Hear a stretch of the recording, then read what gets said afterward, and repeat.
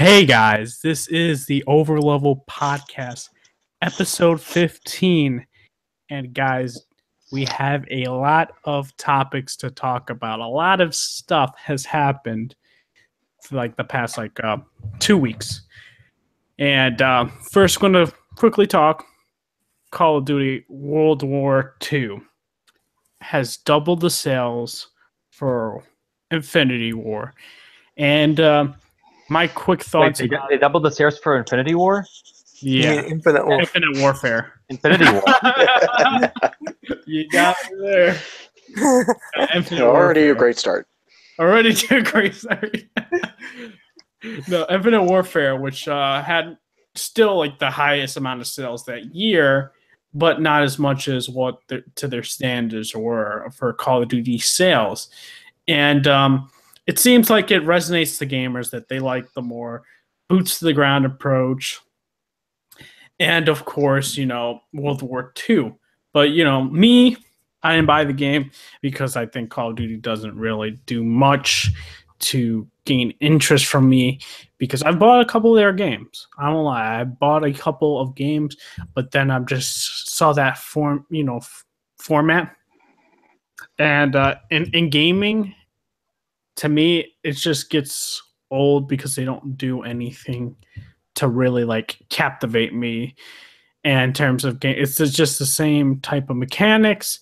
And even though they're like saying, "Oh, there's not going to be any health regeneration," supposedly it's really easy still on veteran difficulty. And but overall, yeah, I mean, it seems like a lot of people like that. They like the more modern or past for Call of Duty World War II, and we saw that with Battlefield 1 coming out the same year as Infinite Warfare. And Infinite Warfare had the most disliked trailer of a game, or in general of all time.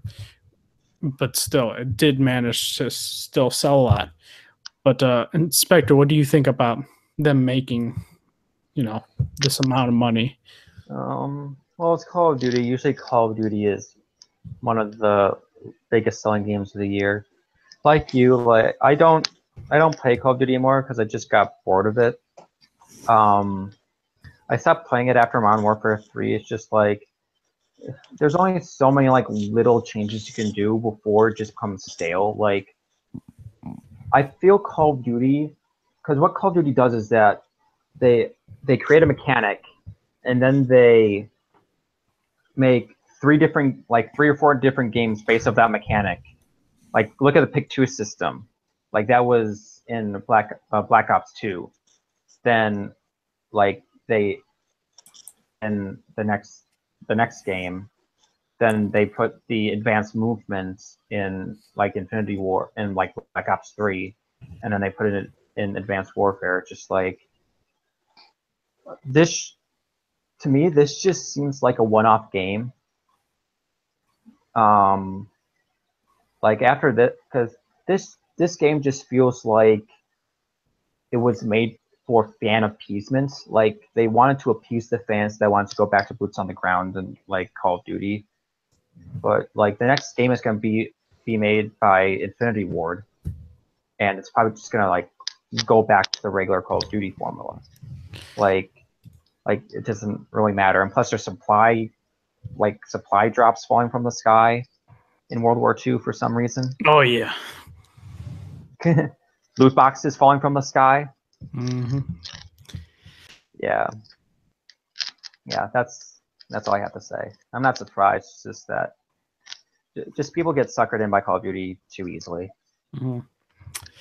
What about you, Marvel DC fan? What do you think about the sales for Call of Duty World War II?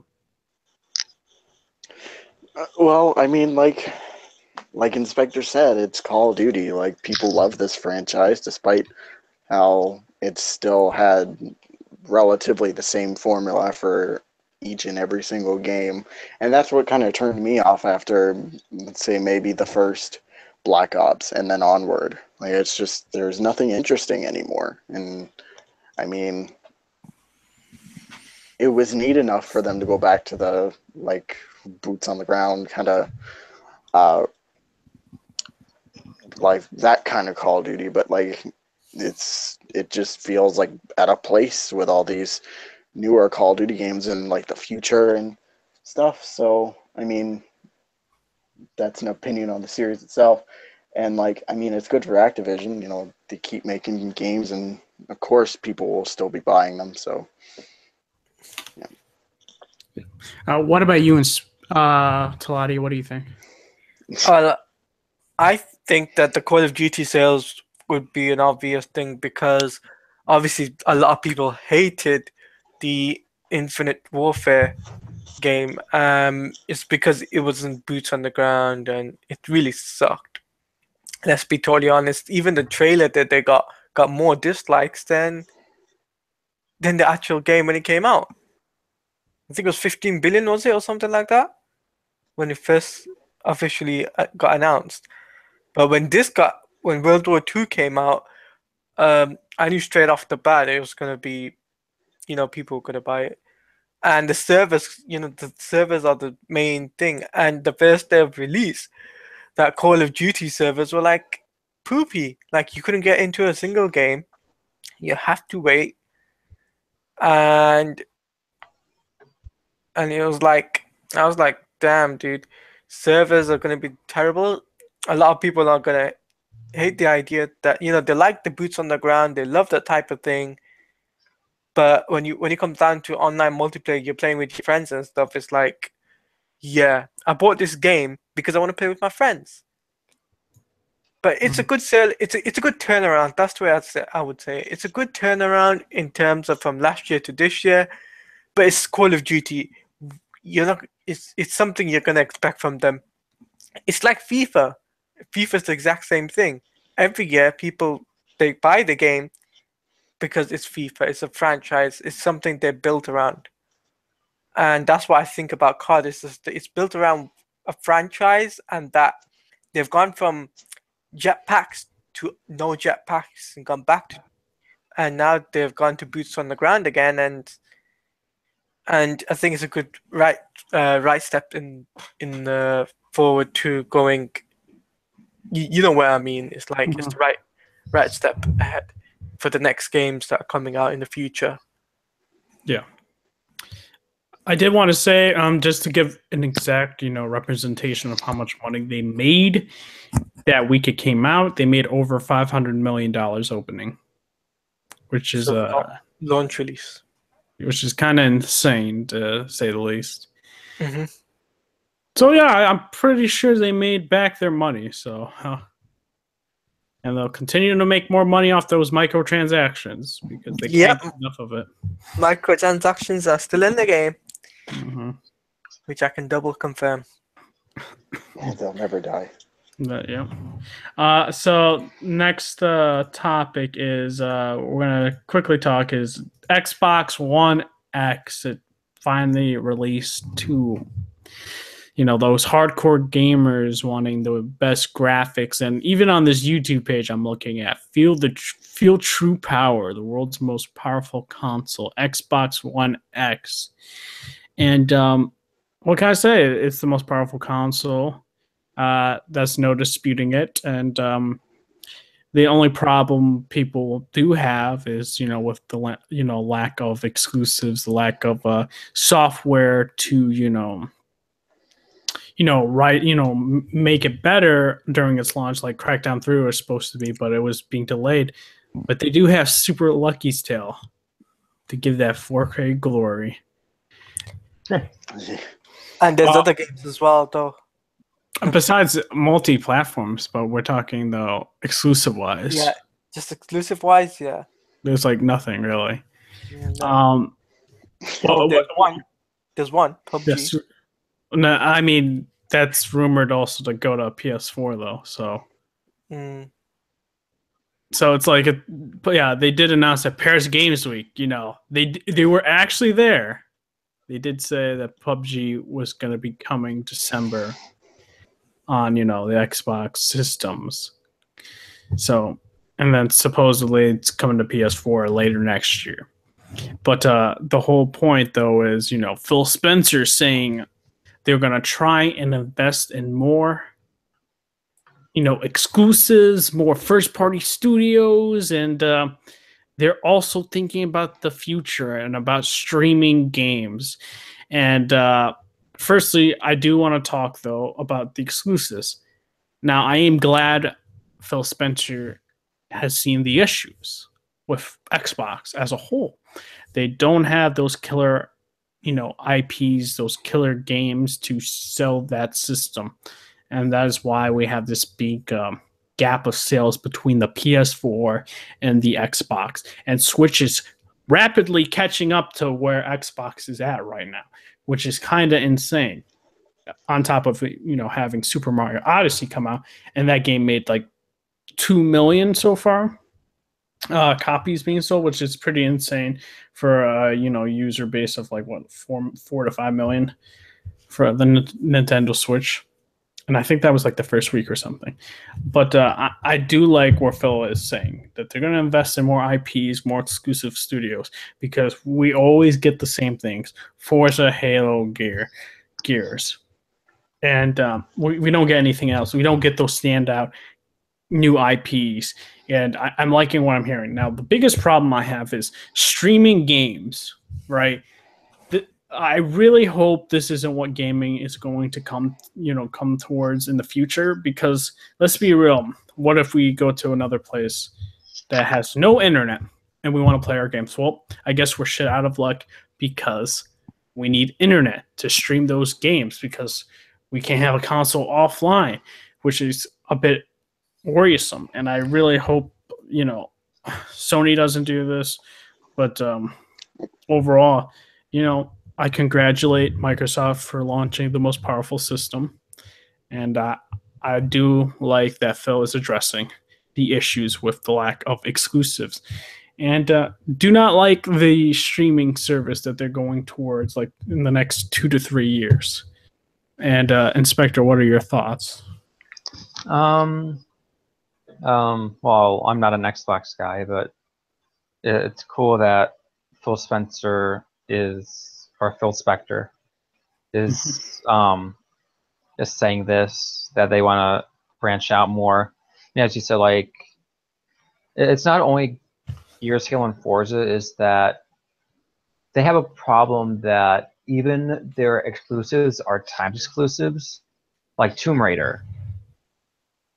Like, because the thing is, they have a payment of, like, I don't know how like timed exclusives work, but like, let's say Square Enix comes with them with a load of money saying, let's do a partnership and our game comes out a year exclusive for your console.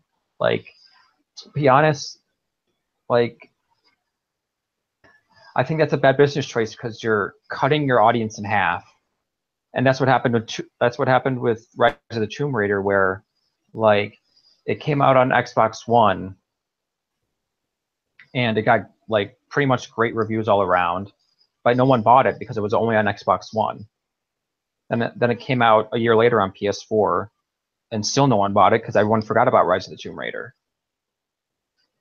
So, like, I think Microsoft needs to like pay attention to that too.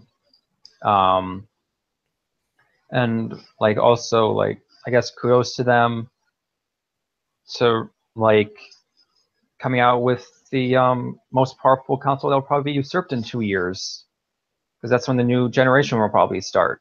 Yeah, and going by what you're saying is Ubisoft CEO was saying that the new consoles will probably be coming out in about 2 years. Yeah. Like, I assume they're going to be announced probably next year at E3, or probably like at a separate conference in probably like 2019 or something. Like, usually that's what they do. Like, they have their conferences that reveal the consoles.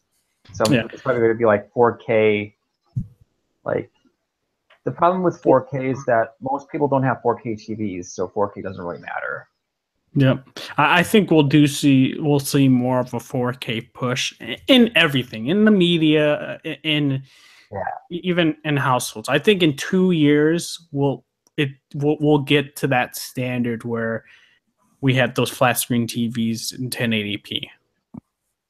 And I totally think because the prices are coming down, especially Black Friday, it's going to be really down.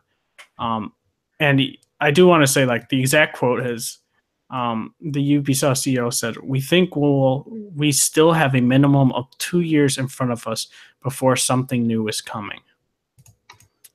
So yeah, Ubisoft CEO would know this because, you know, the indirect talks of PlayStation and Microsoft, which is interesting because you got this mid-console generation upgrade from Microsoft, and it's going to be an obsolete in about 2 years' time. That, or they're going to be late to when PS5 launches. So, what about you, Taladia? What do you think? As a Xbox user, I think it's great that the Xbox One X got off to a good start, but it's just lacking content. I think, you know, we've only got a certain amount of games on the Xbox that can really be played as an exclusive. All the rest of them are multi-platform, like Injustice 2, which is multi-platform, and that's also getting I think 4K resolution or some shit like that, I heard. And as well the PUBG thing, which is also coming out to our Xbox One first, and then it's going to move its way to PlayStation. And I feel as if, you know, they need to bring out more exclusives, more indie developers or even third party exclusive. You know, like the likes of Warner Brothers games or EA or something of that caliber to come to the Xbox One X and actually say, hey, we've got this game. We're going to use the Xbox platform to be an only exclusive thing. So like that's what Insomniac has done with the Spider-Man game as an example. They've kept it exclusive to Sony because it's 4K resolution and all of that. So they've done that with the Spider-Man game. But with the Xbox side of things, there's nothing. There's nothing that can really compete with that. Mm-hmm. What about you, Marvel DC fan? What do you think?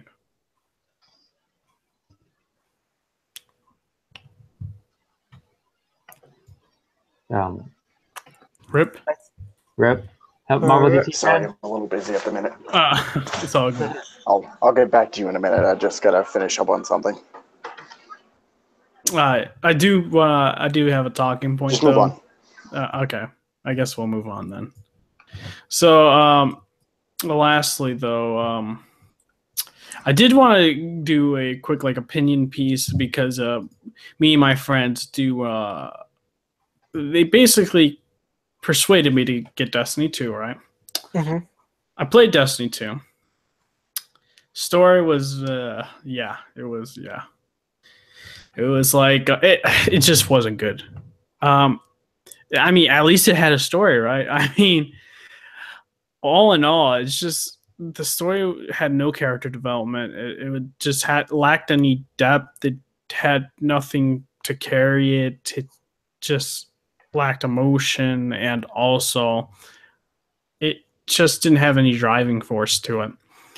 And to me, granted, I do like the gunplay. The gunplay is great for Destiny. I won't lie. Bungie knows how to make good gunplay for first-person shooters. And my whole deal with Destiny is just there really isn't an incentive to keep playing the game like there used to be. You get that grind. Like, actually, in Destiny 2, there's less of a grind. And when finishing it, there was less content for me trying to keep leveling up and stuff like that. It's just, once I finished the campaign, it was just, it basically was over. It was like a bore. Yeah, it was a bore. Even in the raid, you don't get anything good out of it. You just get cosmetic stuff. So to me, it just isn't that great. And then you don't feel OP after leveling up and after getting your gear sets because your enemies also are on the same level as you. So you can go and redo a story mission, right, from the very beginning. And once you do that, it levels up the enemy. So if you're level 20 with power 320 or 250, that's what their level is, and that's what their power is. And I think that was really a wrong way to go. And yeah, Destiny 2, I don't think I would recommend it. After playing it, like, I'd give it, if I was being generous, a 6.5. Which, yeah, I mean, maybe if it was on sale for $20, $15, then get it. But those are my thoughts on everything like that for that game, of course. But Marvel DC fan, what do you think about the whole Xbox One X launch and Phil Spencer trying to get more studios and more exclusives, and in about 2 to 3 years, Microsoft trying to go into more of a streaming service-based console? I mean, like, for like Bill Roseman, I'll just start there and just go on from there.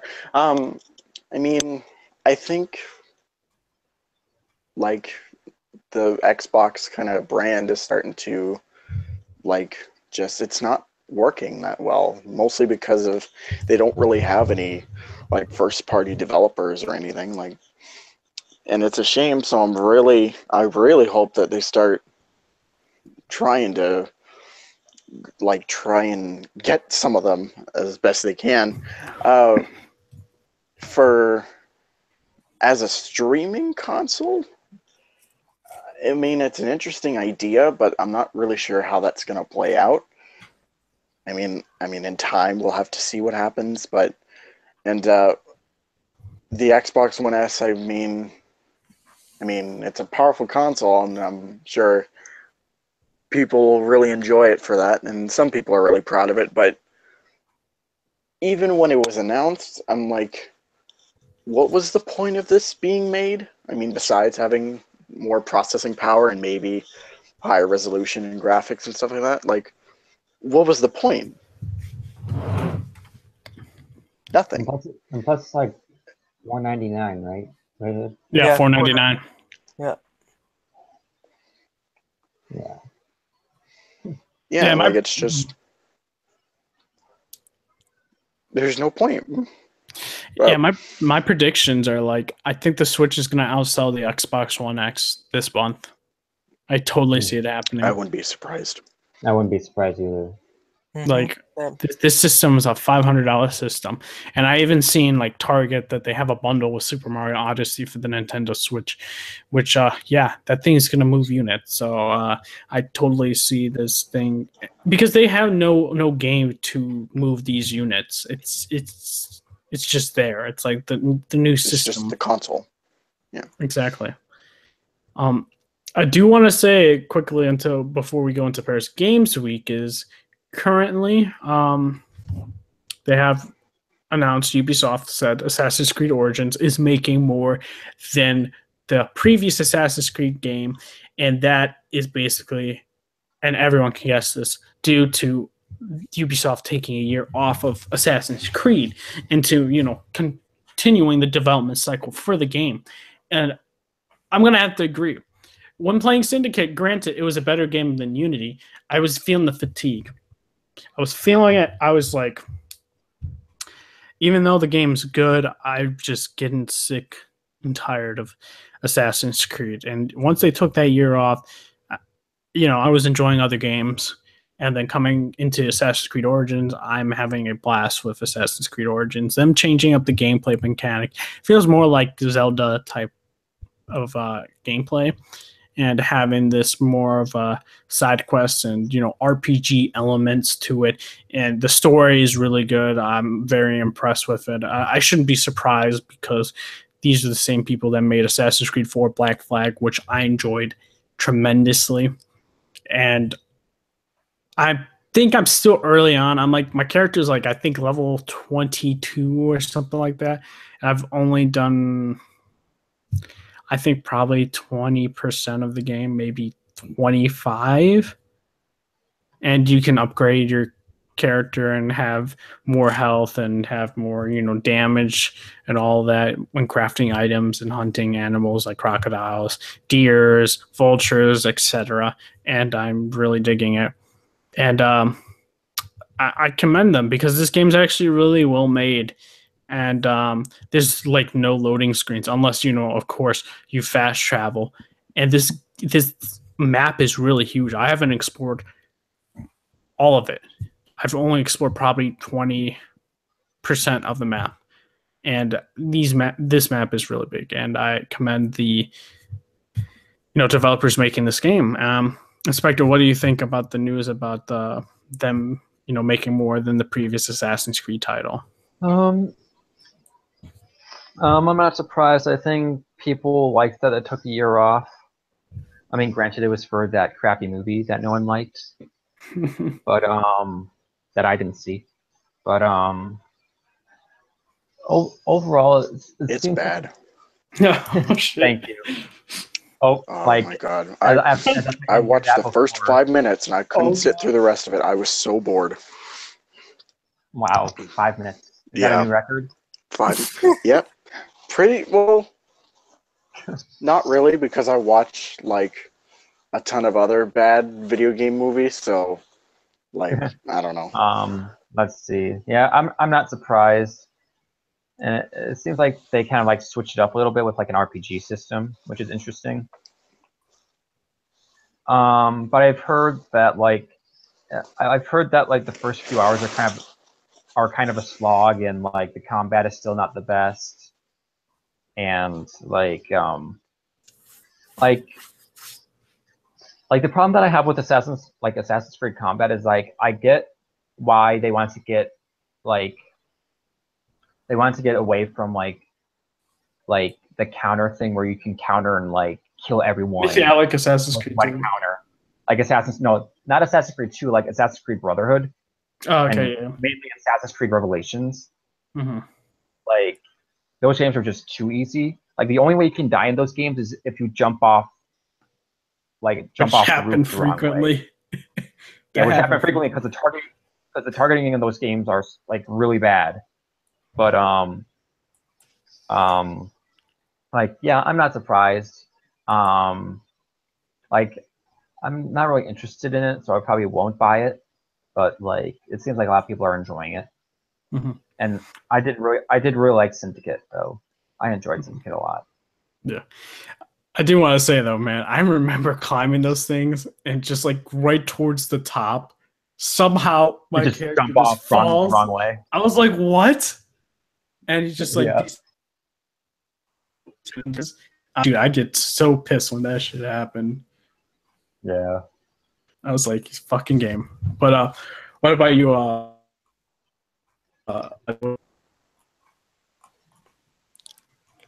What do I think? Yeah. What do you think about like the them making more money, than Syndicate, and because of it, probably taking the year off?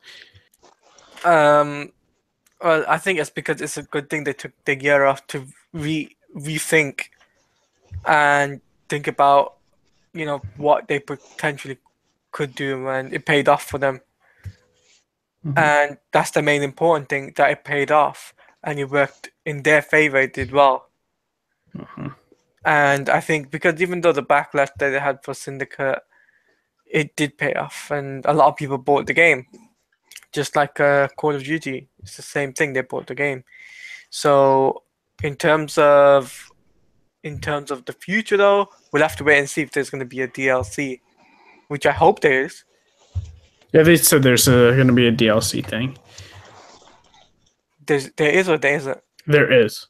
There is. Okay, so I hope there's going to be like some sort of, story that leads up to the expansion of the map, because the map is huge. I saw the game myself and I was like, the map is so huge.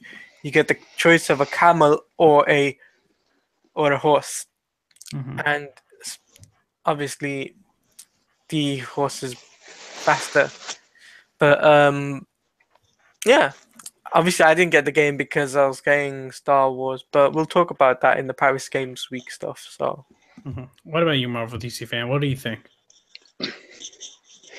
Well, I mean, it's good that they took that year off because the last few Assassin's Creed games really started to show that the quality of each of them was starting to get lower and lower. Like the bar was starting to downgrade a little bit. So I think that year really helped as kind of a refresher, like just a new breath of fresh air. And I mean, I like the idea that it's trying to go for, like taking it back to the origins of the assassins and that kind of stuff. And after hearing that I think it was the people who made Black Flag were a part of it, I mean, I'm interested, but I might just wait for a price drop, and maybe we'll see. Yeah. But Okay, the question to all you guys, you guys can answer. Do you guys think that they're gonna follow this like for like next year? They'll take that year off, and then Assassin's Creed comes out the year, after. Do you guys think that'll happen? possibly, I think there's a possibility of that because, like what we discussed before about the console being, what's it called, changed from the Xbox One X and PS4 to the next gen console in the 2 years' time. So there's a possibility of that happening. Okay. But that's my opinion, though. I give it a 50-50 chance. 50-50. All right. Yeah. What about you, Marvel DC fan? You think they're gonna take the year off for next year, or? I don't know. I mean, it's a maybe. I would want them to because, I mean, going by yearly releases, like that's just too much on a studio, and I don't think they'd really want to go back to that same pattern they did before. So I would want them to take that extra year off just to have a little bit more development, like a little bit more fine tuning. Mm-hmm. I agree. So we're gonna get into the meat of the podcast, which is Paris Games Week, right? So yeah, we're gonna talk really about the big announcements that PlayStation was showed, and yeah, it was true. It was the second half of E3, and what can I say? Personally, I thought all the the whole conference was really good. Of course, middle I didn't care for as much, but granted, you have the PSVR owners,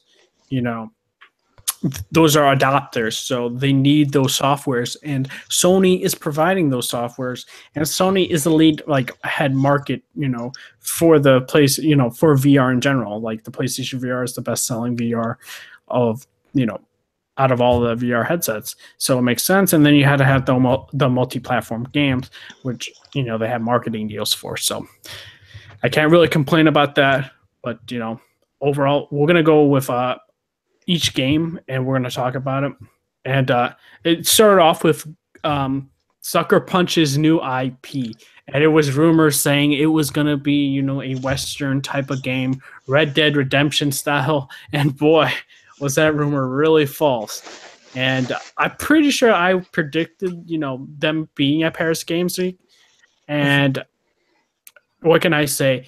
We saw a brand new IP.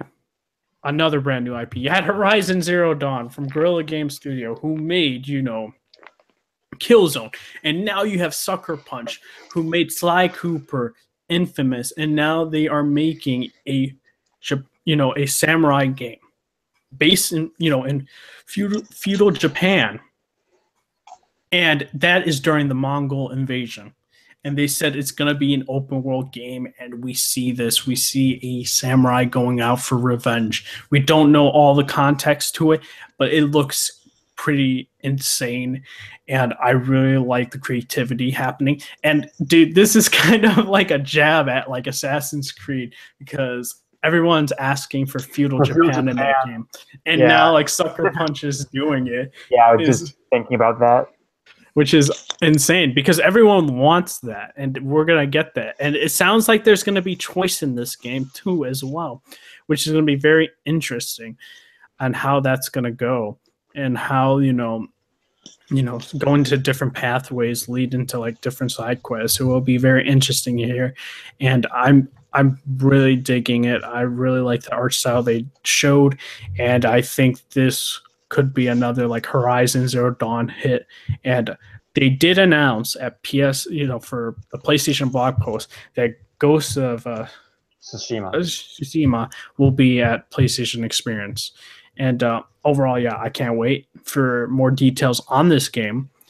Granted, it's not going to come out in 2018. I think it'll be a 2019 game. But I'm super hyped. So we're going to get our thoughts from everybody here, what they think about the game. So we'll start off with Inspector. Oh, when I was looking through the trailers for Paris Games Week, this is the last one that I watched because I didn't know about it. And when I saw people talking about what's this Ghost of Tsushima game, and I looked it up. I'm like, that trailer was so intense. And what was that? I know that trailer was CGI, but was it in-engine CGI or was it just like? Oh well, towards the ending, you did kind of see the real graphics of the game. Is really towards the ending, but yeah, it's in engine. Yeah, it looks amazing. I can't wait. I wonder if they're gonna add I know Infamous had a slightly RPG aspect to it with upgrading the powers and stuff, but I wonder if this seems like a more of an RPG type game. Mm-hmm. So I'm really interested in it. It looks really good. All right. What about you, Marvel DC fan? Sorry, I'm eating pot roast. But actually, I haven't seen it yet. I saw it on my Twitter feed, but I haven't actually got the chance to see it yet. I might watch it after this podcast, but I mean, from what I'm hearing, it sounds good. So hopefully, high expectations for it. Yeah, you better see it, man. It's pretty good. Well, I'm gonna.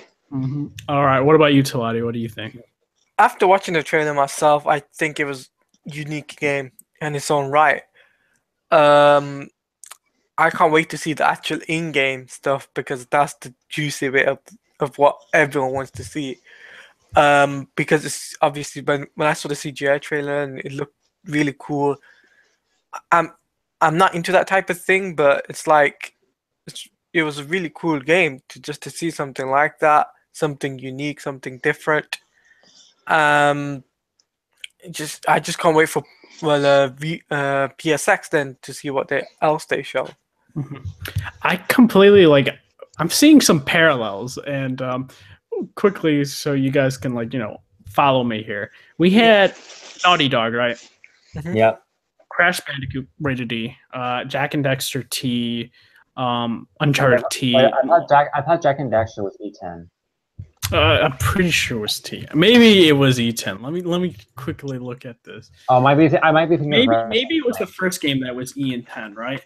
But I'm pretty sure. I think I'm thinking of Ratchet and Clank, not. Ratchet and Clank.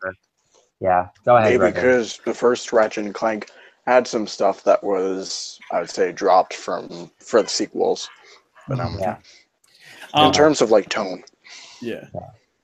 And then you had Last of Us rated M. Now you have Sucker Punch, right?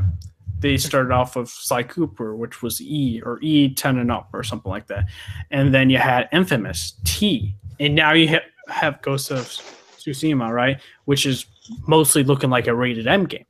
And do we see that Sony's first party studios are becoming more mature with what they want to produce and what they want to do with this, what they want to do with new IPs and stuff like that? Do you see this kind of a reoccurring theme for,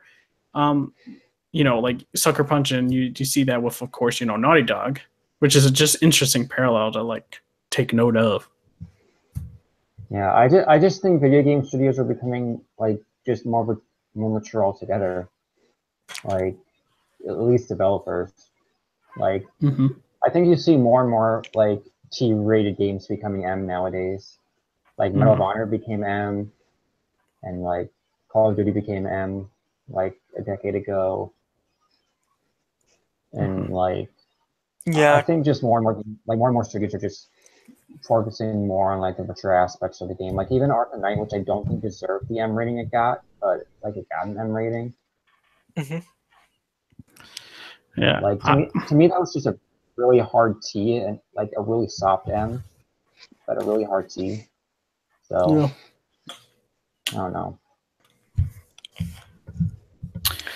I mean, like, I think it's, for the most part, it's like the audience that's like, that are really, like, they really enjoy playing these like M-rated games, like The Last of Us, for example. And I think that these developers are really like paying attention to it and really listening to what their consumers, and they're starting to make those titles in that kind of category to, I mean, appeal to those players. Yeah. So, and also like with M-rated games, I think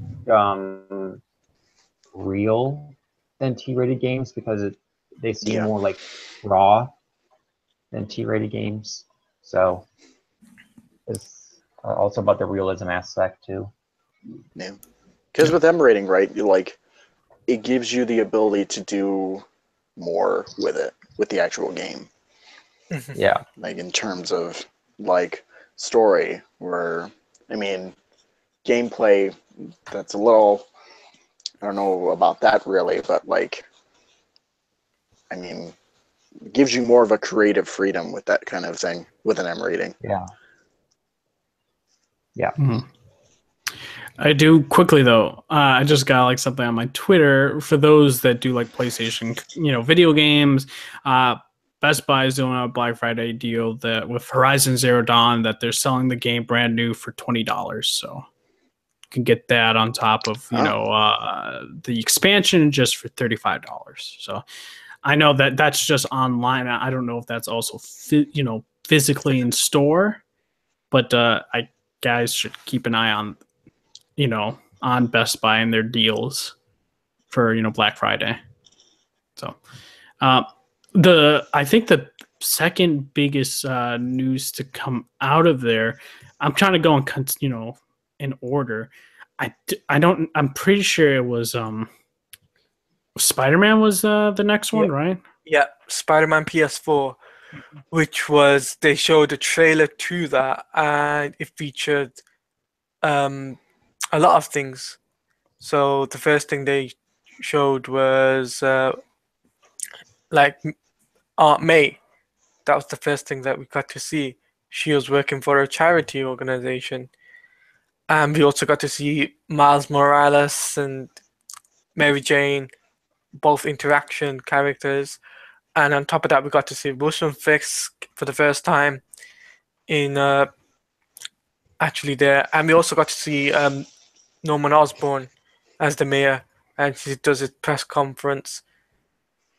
And my personal thoughts on this stuff, it was like, it's a really cool. They showed some really cool stuff, like the interactions between Miles Morales and Peter Parker. We also got to see, there's a lot of things that I felt as if that this game could really push the boat out. And I think that by the time this game comes out, which most likely will probably be a July, August time release date, it looks like, because they never revealed a release date. They only released the year, which was 2018. But from what I gather, it's just like, it looks so cool, and it's, it looks like a July, August time release date, and it would make sense from a exclusive standpoint. Yeah, exactly. Like Sony doesn't like releasing their big games or big exclusives at the time frame of like fall, because it kind of like conflicts with their marketing deals and doesn't make sense when competing with that, because they get money off of that. What I really liked is that we did get to see Peter Parker gameplay, and actually when they were talking about Peter Parker and Spider-Man worlds colliding, and we discussed this, we literally see it in the trailer, and I really like what they're doing with that. And I just noticed like a whole bunch of voice actors that that I've noticed in previous games that they hired. So it was very interesting that the voice acting talent is very similar to the games I played, and I was just like, really? I was like, this guy's from this game and all that. So it was very interesting that the voice actors in the game. I really like that. Just like the cinematography in a video game, interesting, right? I like how they're doing that, because they're doing mocap in the game, and I think that's very well suited for a game like this caliber. And I do like we're getting some tidbits of the storyline that I do think personally. I think now that Mr. Negative is really like the main villain of the whole game, and we do see Shocker in it, which I really like this version of the Shocker for his armor set, and it's very interesting. But he is wearing hockey pads. Oh my god! Oh my god! This man. Oh, okay. Yeah. They're changing a bit of Mary Jane. She's more of an investigator, news journalist. I know in a couple of the comics she's like that now, but she's not the model like we know. And you know what? I do applaud Insomniac for actually having a redhead in the game, because we're not having enough redheads in the movie series for Spider-Man. All right? Yes, I'm calling Spider-Man Homecoming out. Because in general, in the movie like Hollywood and stuff like that, we never really have a lot of redheads, like natural redheads in like movies. So it makes me sad that we don't have a natural redhead for Mary Jane. So just putting that out there. I do enjoy Insomniac actually doing that. One day, maybe. One day. What else can I say? Yeah, and I do like that we do see Kingpin. We may get some plot threads about Norman Osborn being mayor. Will it be a subplot, or will it be an overarching plot? That's where theories come in. And also, the biggest thing is also seeing Spider-Man being touched by negative energy.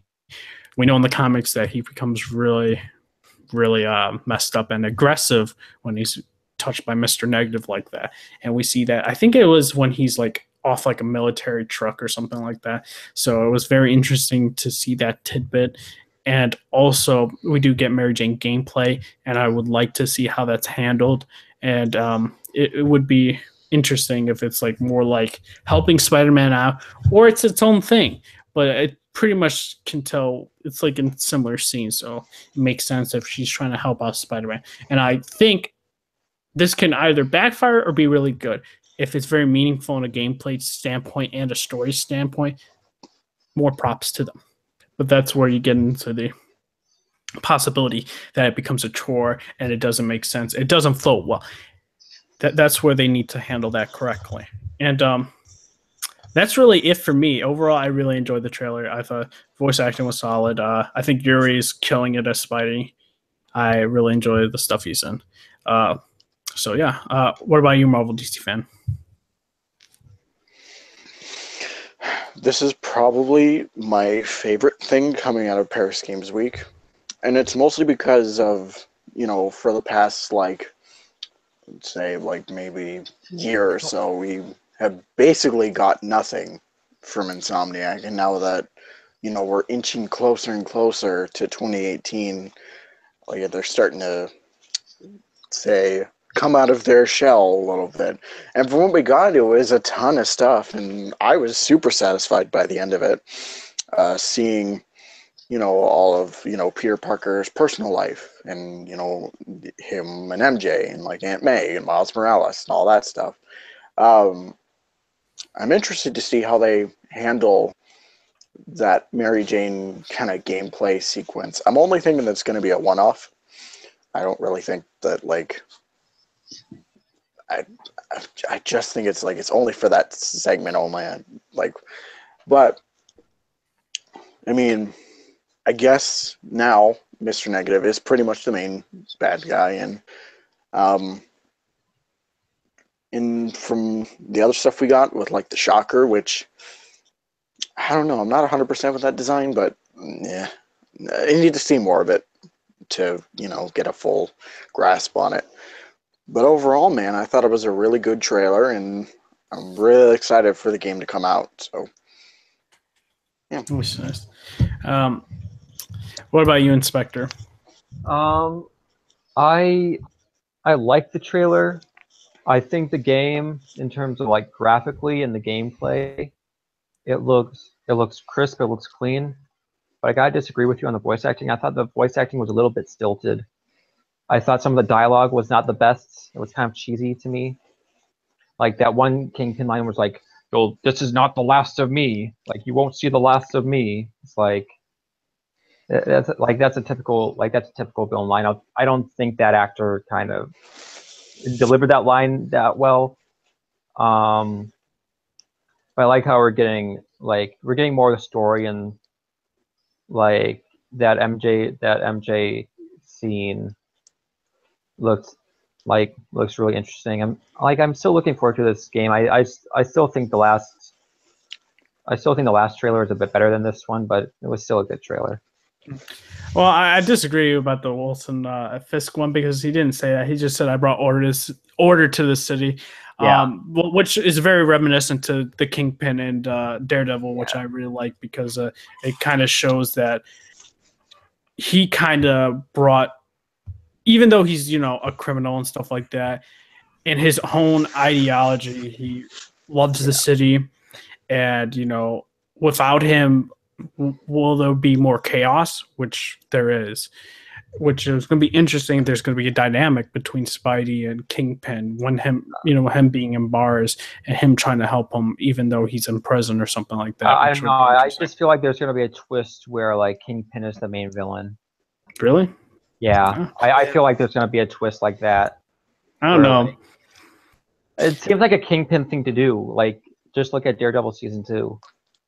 Like he was behind bars and like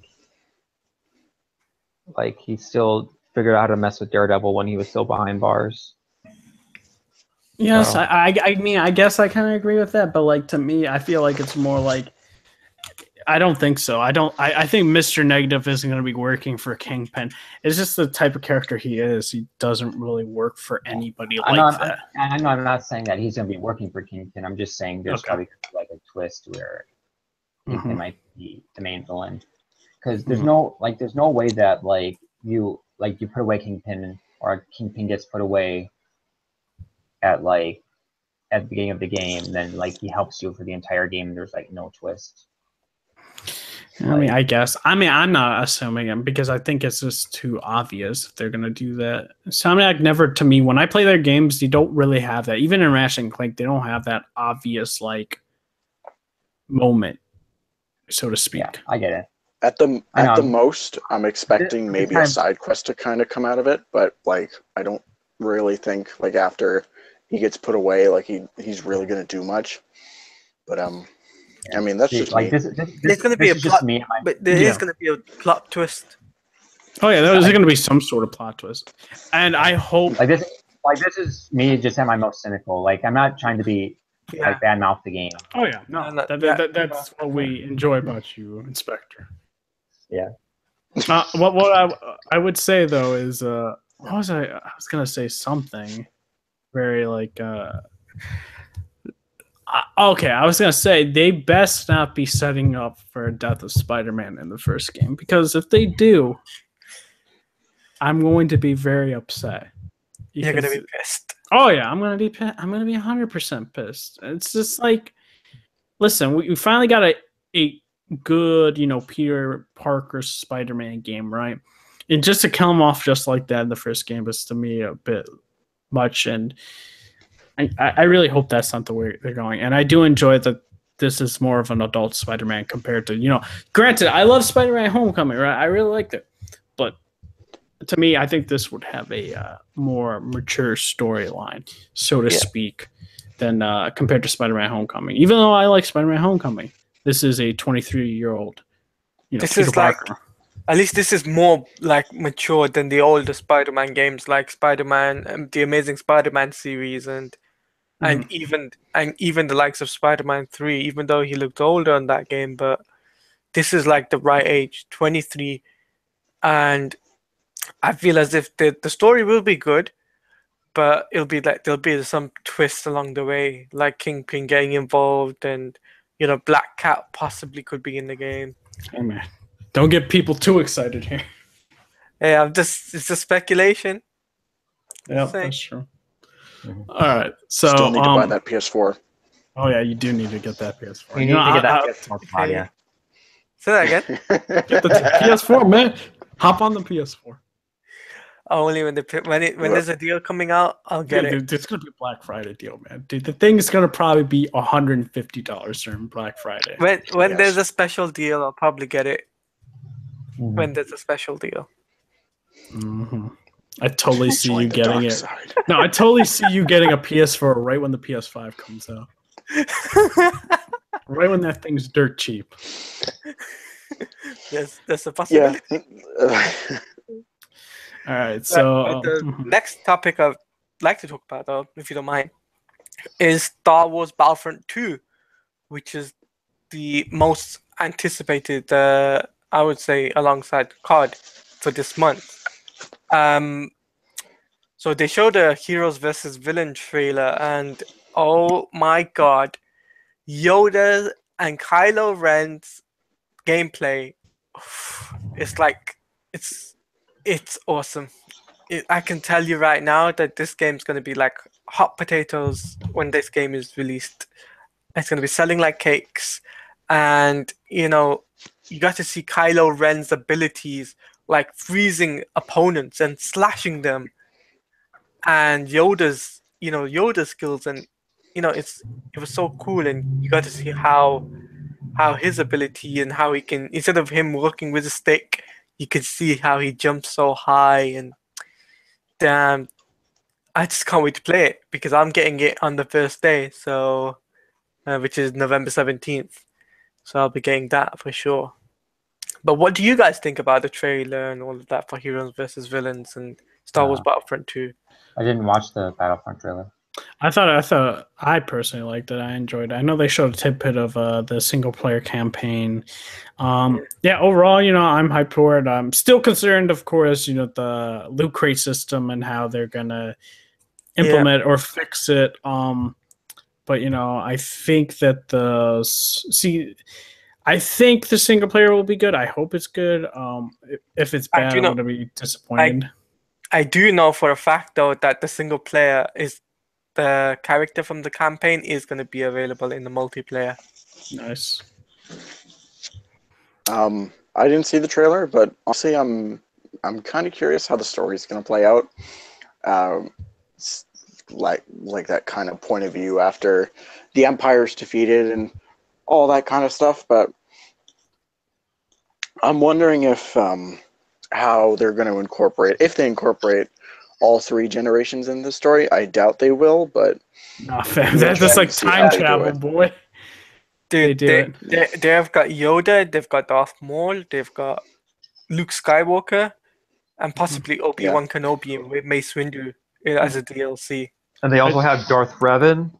No, they don't. Boy, dude, if they did, man, I'd buy that shit in a heartbeat immediately. Imagine, because Darth Vader's in this game. Imagine if they bring Anakin Skywalker as well.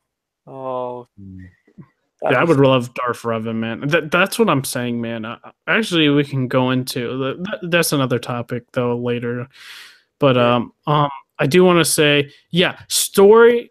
If people don't know, Star Wars Battlefront 2 campaign is canon with the Star Wars, universe. Lucasfilm has stated this. Yes. So it's with the novels, it's with everything encompassed. Star Wars Rebels, it's with Star Wars Episode 7 and all that. Yes, it's in canon. So if you play the game, you'll just know more about what has happened throughout, the universe and between Episode 6 and 7. So we're going to go into quickly another thing.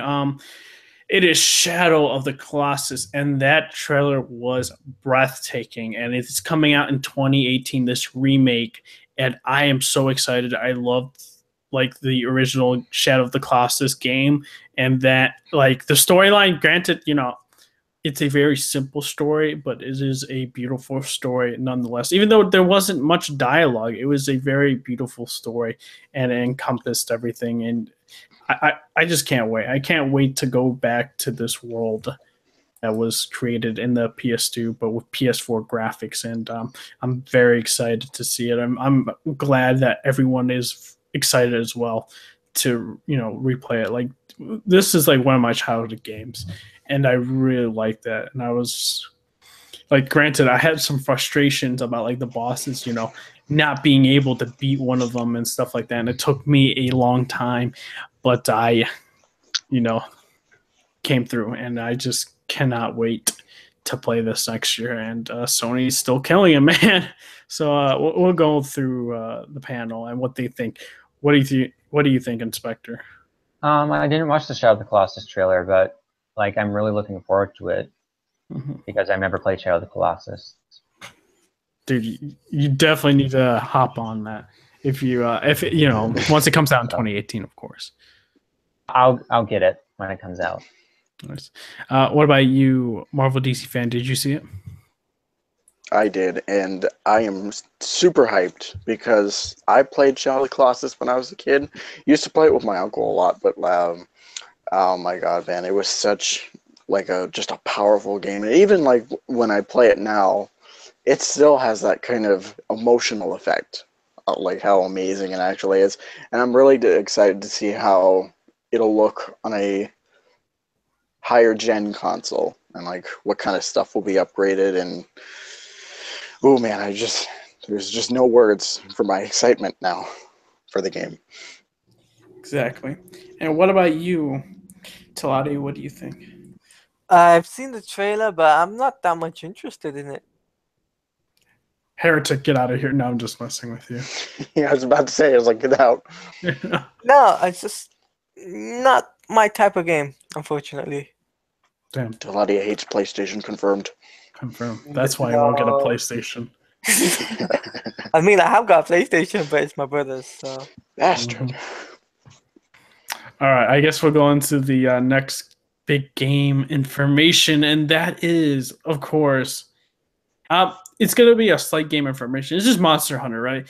Yeah. They announced an Aloy skin. So if you're a big Horizon Zero Dawn player like me, thinking about probably getting on the Switch or PC, now there is incentive to get it on the PS4 because you get like a legit skin of Aloy. Like, it looks like Aloy, for crying out loud. And you're in Monster hunting dinosaurs and all that. So it's very interesting. It's a very good incentive as having a PlayStation character as a skin. And what do you guys think? Do you think this is a really good incentive? And do you think that more deals like this should be made where you get skins like that? So we'll start off with Inspector. I guess. It seems like really weird that they have a skin that makes you look exactly like that character in a different game. It might like bring you out of the game a little bit. Yeah, that's true. But yeah, that's interesting. Okay, what about you, Taladia? What's that again? So I'm half awake. Yeah. What was the question? Sorry. About Monster Hunter having Aloy as a skin from Horizon Zero Dawn, and you think that's a very good incentive for PlayStation players to play like the PlayStation version or whatnot? I think it's really good news. Not only that, it's because as well it's what's it called? Not bank holiday. What's that thing called? The PlayStation 4 deal that Horizon Zero Dawn's gonna have Black Monday. No, Black Friday. Sorry, that's it. Yeah, Black Friday. Hey man, he's in a different country. Cut him some slack. Yeah, cut me some slack, dude. I guess cut so. Me some slack. I'm half awake. So Yeah, with the Black Friday deal coming out, and with the Horizon Zero Dawn getting this deal with the PlayStation for fans, I think this would be really cool. They'll have not only will they have the full game, but they'll have a DLC. Is it free or is it paid for? Do you know that? You talking about like Horizon Zero Dawn's expansion? Mm-hmm. No, that's $15. Okay, so as a paid deal, I think it's going to be a bonus for them. But if it was free, it'd be beyond bonus. Well, like the Monster Hunter game is getting the skin Yeah. because it's a place. Monster Hunter is like coming out like I think next year. Monster Hunter. Let me just double check. Monster Hunter World, by any chance? Yeah, that was the cover of the Game Informer, by the way. Which we'll get onto in a bit. We can talk about that. But yeah, my think is that I think it'll be cool for fans to experience that. But Inspector, what did you think? No, I already gave my opinion. Marvel That's DC. Marvel DC. Yeah. I mean, I say like it works because, like, I mean, of course, the Horizon fans probably they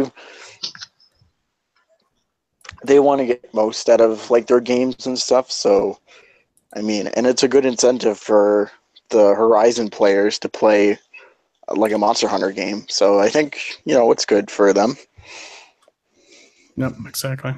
So the next big tidbit of news is Detroit Become Human got a trailer, and wow, that trailer was pretty awesome, intense, and I like how they're doing the trailer for these games from Quantic Dream, showing the number of paths, showing what different results could happen, and wow. And this time we're playing Cora, and we see her, in this family. She has to clean up the house, clean the dishes and all that. Essentially, she's a mommy. She acts like a babysitter or like a housemaid and all that.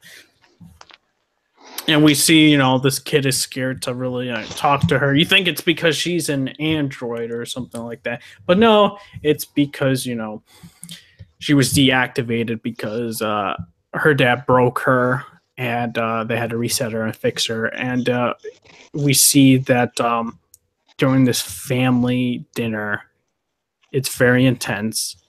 This dad is drunk. Her dad's drunk, and he tries going after her, and he basically gives you an order to stay here, and goes upstairs.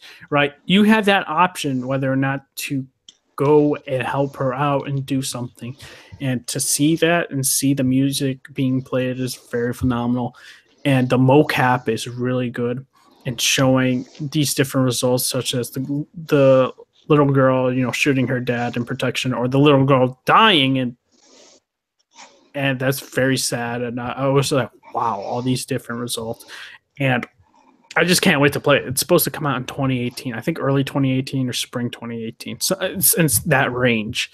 And I do think we're going to get a release date PSX for that game. And so what do we think about the Detroit Become Human trailer? Did it resonate with us? Or if not, if you did see the trailer, like, what do you think about the game in general? So we'll start off with Marvel DC fan.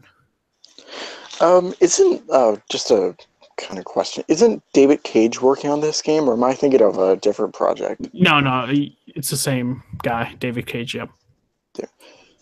Okay, well, to be honest, I don't really like any of David Cage's games, and like this one, like honest, like it's just each game, like it's just it disappointed me in some way, and like seeing this one, I mean, I'm semi interested, but like David Cage though, so I don't know, man.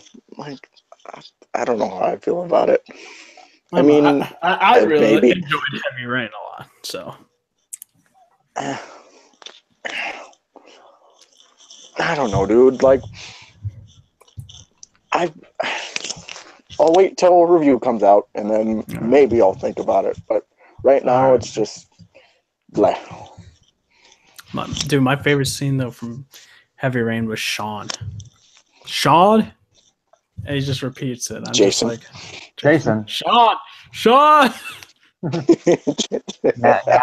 Now this what's the meme gonna be for this game now? The balloon. Gotta get to the balloon. Oh my The balloon. Gotta get to the Oh, balloon. man, dude. Oh man, that show's bad. Okay. Oh my god. So what do you think, Inspector? I didn't watch the trailer, Hmm. but from what I've seen, it looks cool. I'm not really into like these like Quantic Dream games, which are just like I don't want to compare them to Telltale, but like they kind of have a Telltale type thing where it's like a movie, but you have quick time events. Mm-hmm. But at least your choices matter in these games. Yeah, I know. I'm just saying like in a gameplay aspect where it's I got you. I was taking a jab at Telltale. It's mainly just like a walking simulator with a couple quick time events. Yep. Have it in there. So like I'm not really a fan of that gameplay style, so I probably won't play the game. Yeah. So I do want to say though, Telltale, fix up your act, man. Like you got these type of games that give your just get a new engine. That no, it's Don't even release your like choices 7 don't, games per year. Your choices don't matter, and maybe like work on story. It's just that it's like at least like these type of games, your choices matter, and it's like different conclusions. Your main character could die. One of the main characters can die, and that's what it's like. You'll end up with 3 main characters, or 2 main characters, or 1 or 0 in general. It's not like Telltale where like they will remember that, but they won't. Exactly. Like Telltale, fix it up. What about you, Taladia? What do you think? I think I'm not too sure at the moment. I really am. So we did get a God of War snippet, and wow, that gameplay is looking crisp, man.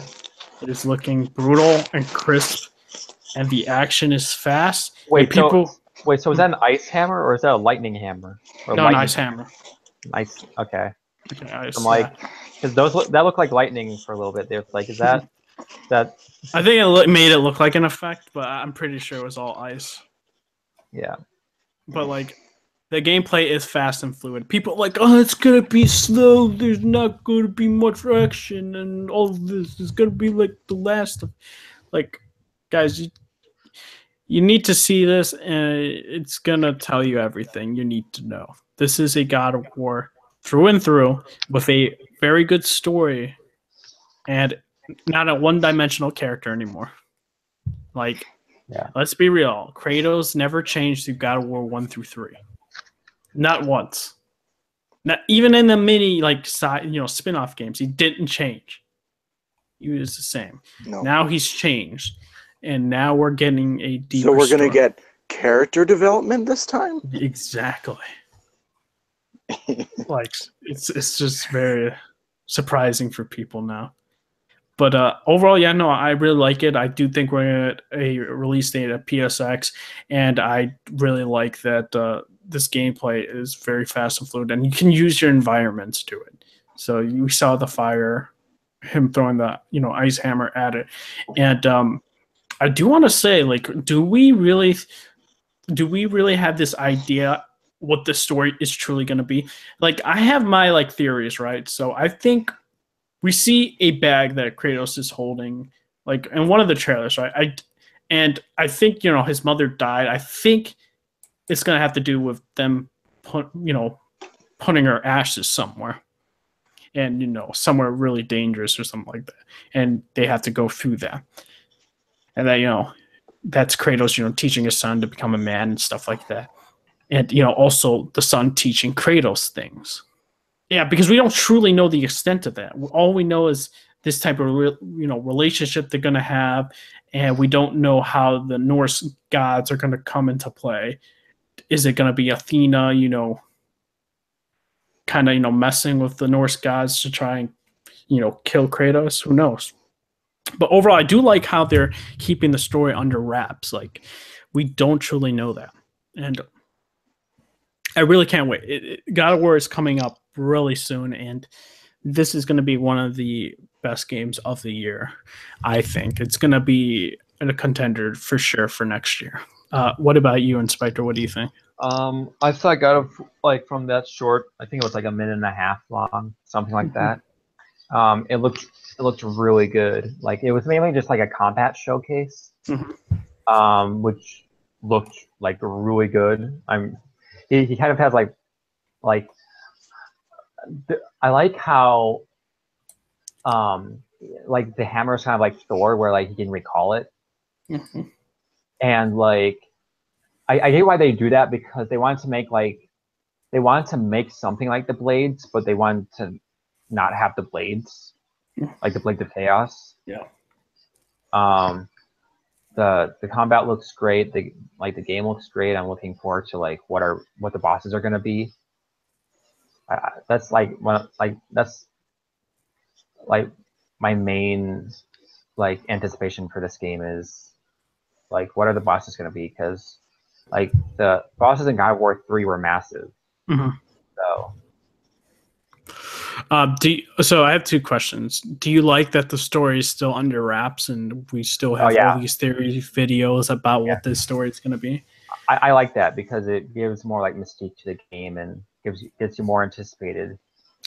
And and we do see, in the previous trailers, a Greek, pot of, Kratos. Do we think that possibly Athena may show up in the game, or do you think she's just gonna stay where she is all the way in Greece, or Wait, I thought Athena was a ghost. Yeah, she's a ghost. Yeah, I think she might, or I think she might stay in Greece, but I think she might be like she might counsel Kratos like once in a while or something like that. I mean, she hates him, so or do you think she's gonna help the Norse gods? Or because we don't know what's gonna happen. We do see like in trailers that we see like Thor statues and stuff like that in a couple of the shots with I always forget the name of Thor's hammer, but we get that with Mjolnir. Mjolnir. We get that with in some of the shots. So it's gonna be very interesting how this story's gonna play out. What about you, Marvel DC fan? Honestly, like, I'm still really excited for God of War. Like, everything is looking good so far, like, graphic-wise and gameplay. It looks interesting, and I'm kind of glad that it's a little bit more changed up than the previous games. And I like that the story is being kept under wraps, because it leaves you more guessing. More like left to be guessing, guessing and left to be surprised by what actually happened. So yeah, I honestly can't wait. What about you, Talati? What do you think? I think I'm not an PlayStation guy, but in terms of for guys who play the PlayStation, I think they should be excited for this game, because they showed something at Paris Game Week. I think they should be, for God of War, start theorizing on what the story could be. I'm glad that they kept it under wraps, and it still is under wraps, so people can theorize about the story. I'm just wondering, how long can they keep it under wraps? Though that's the question.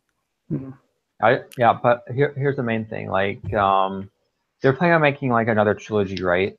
Yeah, they did say another trilogy. So, like, since they're starting over at like 1, is it going to be like God of War 1, 2, 3 again, or is it going to be like God of War like 5 and 6, or is it going to be like God of War insert subtitle here? It's very interesting, because I have no idea what they're gonna try and do, because that's interesting that this is the title is God of War. So it's, imagine that in your like search bar, right? It's like God of War, and then it's just like both games pop up. You got the PS3. Remastered, or PS2, PS3, and PS4. One's the original, one's the remastered, and one's it's gonna be like God. It's gonna be like God of War 2, 2020 PS4 video game. Like, oh my god. I don't know what they're gonna do, unless because we got the box art. They're not changing the title. Yeah. So it is God of War. So we have no idea whether or not they're gonna just do a God of War 1, 2, and 3 again. Who knows? Who knows? But I we're would going. think not, because it would leave people like more confused. Like, well, in the future when they're going to talk about God of War 2, it's like, oh, did you mean like the old God of War 2 or the new God of War 2? Like it's just going to leave people confused on what they're actually talking about. And I'm actually a little disappointed that they called this new one just God of War, because like it's confusing for like consumers, and I wish they just could have called it, God of War 4 or something. I mean, I know that they're doing this whole new trilogy, and maybe they could have put like a subtitle or something like that, but like just calling it God of War is just, it's a little, just, it's just like, why?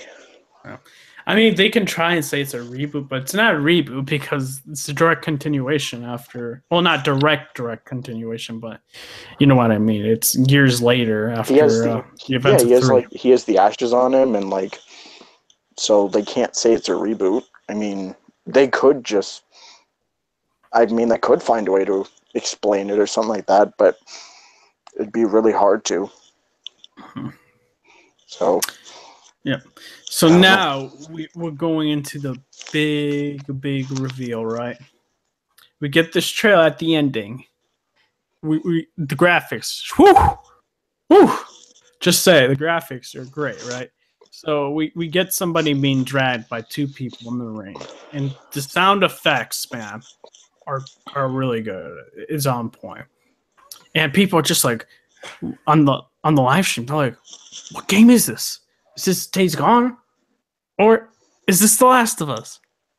We don't know. Like I was thinking to myself when watching it, it's like, well, the graphics don't compare to the Days Gone, because Days Gone doesn't have that level of detail. So I'm just like, it has to be The Last of Us. Then we see the character's face, and I'm like, what the fuck? I don't know this character at all. And I'm gonna have to say that she is buff. I mean, Yeah, she's butch. She would kill one of them. I think she could kill any of us. But whatever. We go into she's being hung. It's really dark, right? Really dark, and almost being stabbed in the stomach. We see also the scene where there's also other people, that were hung, and their guts were hanging out. But then we get another character who is I don't know, did something. The men are holding her down, and then she gives a reference to the fireflies and says, clip her wings. And we get that brutal scene of her like arm being bashed with a hammer. And then we get a scene of another person shooting arrows at those individuals, and the struggle of killing like the leader of that group. And we did hear the word apostates and stuff like that. So I don't know. We're going more into detail about that later. And then we get the scene of a hammer going through that woman leader's face, and then the woman was cut down. And then she has the hammer, which is a direct reference to the poster, right, of The Last of Us, with the car scene, car with the flames, kind of looks like a wolf face, right? Very interesting, and we're gonna go into more of that too, also in a little bit. And we see that instance of her really buff. I'm just like, geez. And then we see them referred to the clickers as demons, and the clickers come out, right? And we got a lot of stuff to talk about the trailer. There was many news stuff coming out, but we're gonna go into our thoughts right now, and then go into other things later. So overall, trailer was great. The sense of urgency, the sense of hate, the sense of revenge in that trailer, I can feel it. Druckmann has said this before. This story is going to be about hate. The first story for The Last of Us was about love. Was about kind of redemption in a way. And this story is all about hate, and this shows in this trailer. And Naughty Dog knows how to do this, and they even admitted that they're using new technology to show muscles and stuff like that. And we see that in the trailer with that girl. Man. I'm just like, geez, man, don't want to mess with you. And post-apocalyptic world. But overall, I really enjoyed it. I can't wait to see more. We're probably going to see more next year. But I'm really happy what we got at Paris Games Week. None of us can actually have predicted that The Last of Us 2 is going to be there. So I'm going to go with Inspector. What do you think? It was so great. Like, it was so intense, and like just the sound, and it like gives you like shivers. Like it gives you like, and right when like the girl was thrown to the ground, like Naughty Dog has like the best games engine like currently. Like their engine is so crazy in the amount of detail that it has, and like just the animations and how smooth they are. It's just like this literally looks like I could go watch it in the movie theater, and just like it's the same thing with Uncharted 4. It's like I could just go watch this in a movie theater, and like those are real people. Like those aren't like they don't look computer generated to me. Like they just look like real people. It's just crazy. And like I like how it takes place at night, so it gives you that like eerie feeling, and like that really scary or like intense feeling about it. And like when I first like saw like the big buff girl, I'm like, man, Ellie worked out. Same, I thought that too. I was like, wait a minute, that's not Ellie. That's not Ellie. Like right when I finished the trailer, I'm like, oh, yeah, that's not Ellie. Yeah, I found out interesting how like of course, like when you watch the trailer, like when it's on YouTube, like uploaded on YouTube, it says Last of Us Part 2 trailer. But if you're watching it and like you don't really know it's Last of Us up until the end, like, well, maybe like up until the middle where she says like fireflies and like apostates and stuff. But like if you weren't like paying full attention to the dialogue, you didn't really know it was Last of Us up until the end with the clickers. So I feel that was like a really like smart play by Naughty Dog.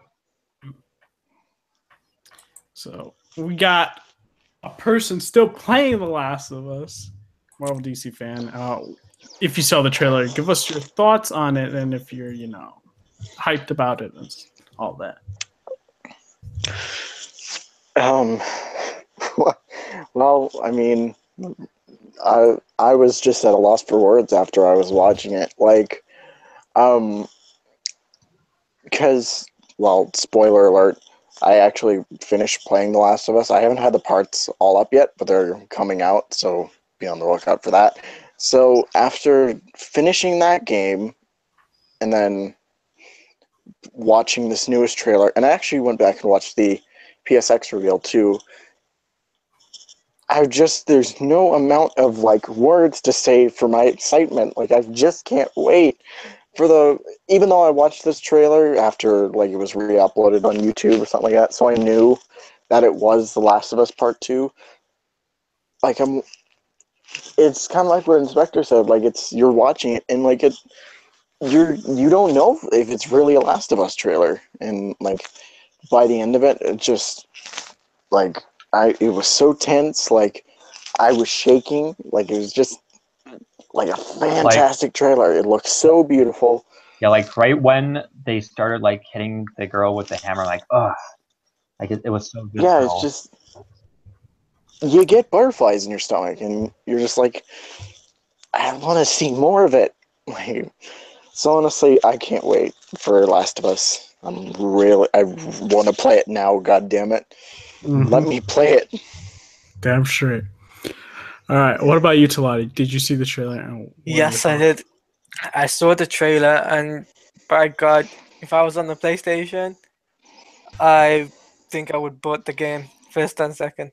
Not gonna lie, but I felt as if this game is going to look even more real than the first one.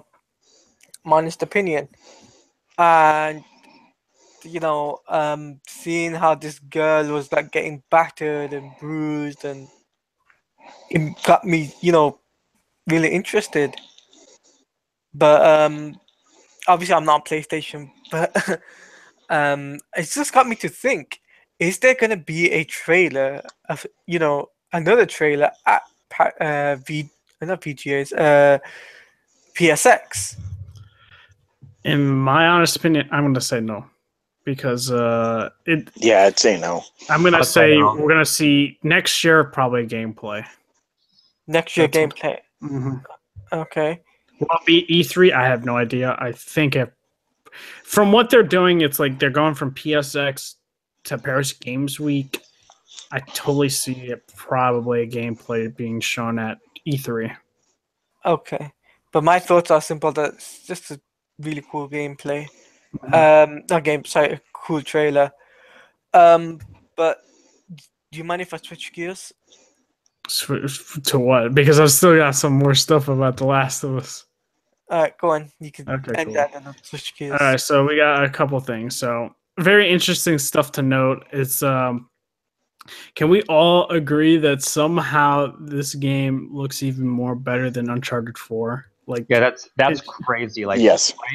right when I started, even with the sound effects and the rain, and like Uncharted 4 was like unmatched when it comes to like current games now on the PS4. Like just with like the facial animation and the mocap and the animations, it's just like, and this one just looks even crazier in terms of the detail. Like, feel like when that girl hits the ground, whatever her name is, the girl that's being voiced by Laura Bailey. Again, this girl gets all the voice acting jobs. Yeah. She hits the ground, and you literally see like every follicle, like her hair, like you can see like every follicle in her hair. You can see like the sand just puff up into the air. It's Yep, like and her just muscles so contract too. Yeah, it's like, oh, so crazy. Like this is almost like this engine is like too like the level of a Blur CGI trailer, but it's not CGI, it's in game, Yeah. which is crazy. So, Yes. another thing to know. You got anything else to say, Marvel DC fan, about the graphics I mean, like, compared to Uncharted 4? yeah, of like course. it'll well, yeah, it did look better. Like, it's surprising, like with Naughty Dog, they just keep raising the bar each and every game they put out on how it looks. Like each of them, it just looks better and better. And like it's even like just small tidbit of a trailer, it's just fantastic. Exactly. Gee, it's So, what about you, Talati? What do you think about the graphical comparison between The Last of Us 2 and Uncharted 4? I think it looks better than Uncharted 4, and it's going to get better and better and better by the time the game is released. Exactly. All right, guys. So we did get announcements of character names, right? But a very interesting to note is Laura Bailey's character name wasn't revealed. Mm-hmm. We got, the Buzz haircut person, the Asian girl, the guest leader or the leader in the trailer that died, because that's why they called them a guest. But interesting enough, we didn't get Laura Bailey's character, and we got posters, right, of Ellie's arm and this other woman's arm with a hammer. One with a butterfly knife with the tattoos kind of coming out of her arm, and this character. And now we get none of the Laura Bailey's character's name is not seen anywhere. It's under wraps. We know in the game Ellie's mom is, I believe, Anna or Anna. It's one of the characters, one of the those names. I think, and she looks very similar to Ellie. And them calling the clickers demons is kind of early on the apocalypse and those terminologies. I'm gonna have to say that this is probably Ellie's mom that we're seeing, and Bruce, not Bruce, Neil has said that we may possibly be having flashback scenes in the games, so it would make sense if this would be happening early on in the outbreak, maybe 2 or 3 years. But what are your guys' thoughts on this type of theory going around it? These comparisons being made by the posters and by like just the likeness of those characters in terms of everything like that. So we'll start off with Inspector. I would say it's an interesting theory. Like I have nothing to add to it, but like it's interesting. Exactly. What about you, Marvel DC fan? Do you agree with the theory? Do you think it'd be interesting if they do that? I would agree to that because, like of course they had all the other characters' names out there, like just not that one. So you think like she'd be pretty relevant to the plot in a major way, so I wouldn't actually be that surprised if it turned out to be the case. But I would agree with that theory for the most part. Yeah. What about you, Taladio? I think it's interesting, your theory, but there's not much I can really add until they reveal some more information on the character. Yeah. So we're gonna wrap this up. Give our thoughts in general about what PSX was.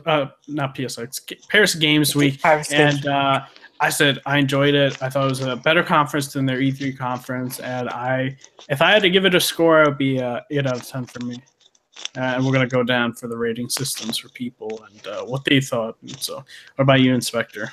Well, I didn't watch the conference live. I just watched the trailers when they were re-uploaded to YouTube, so I can't really judge the conference on what the conference was. But out of what they showed, I would say like probably like 8.5. Yeah. What about you? What about you, Marvel DC fan?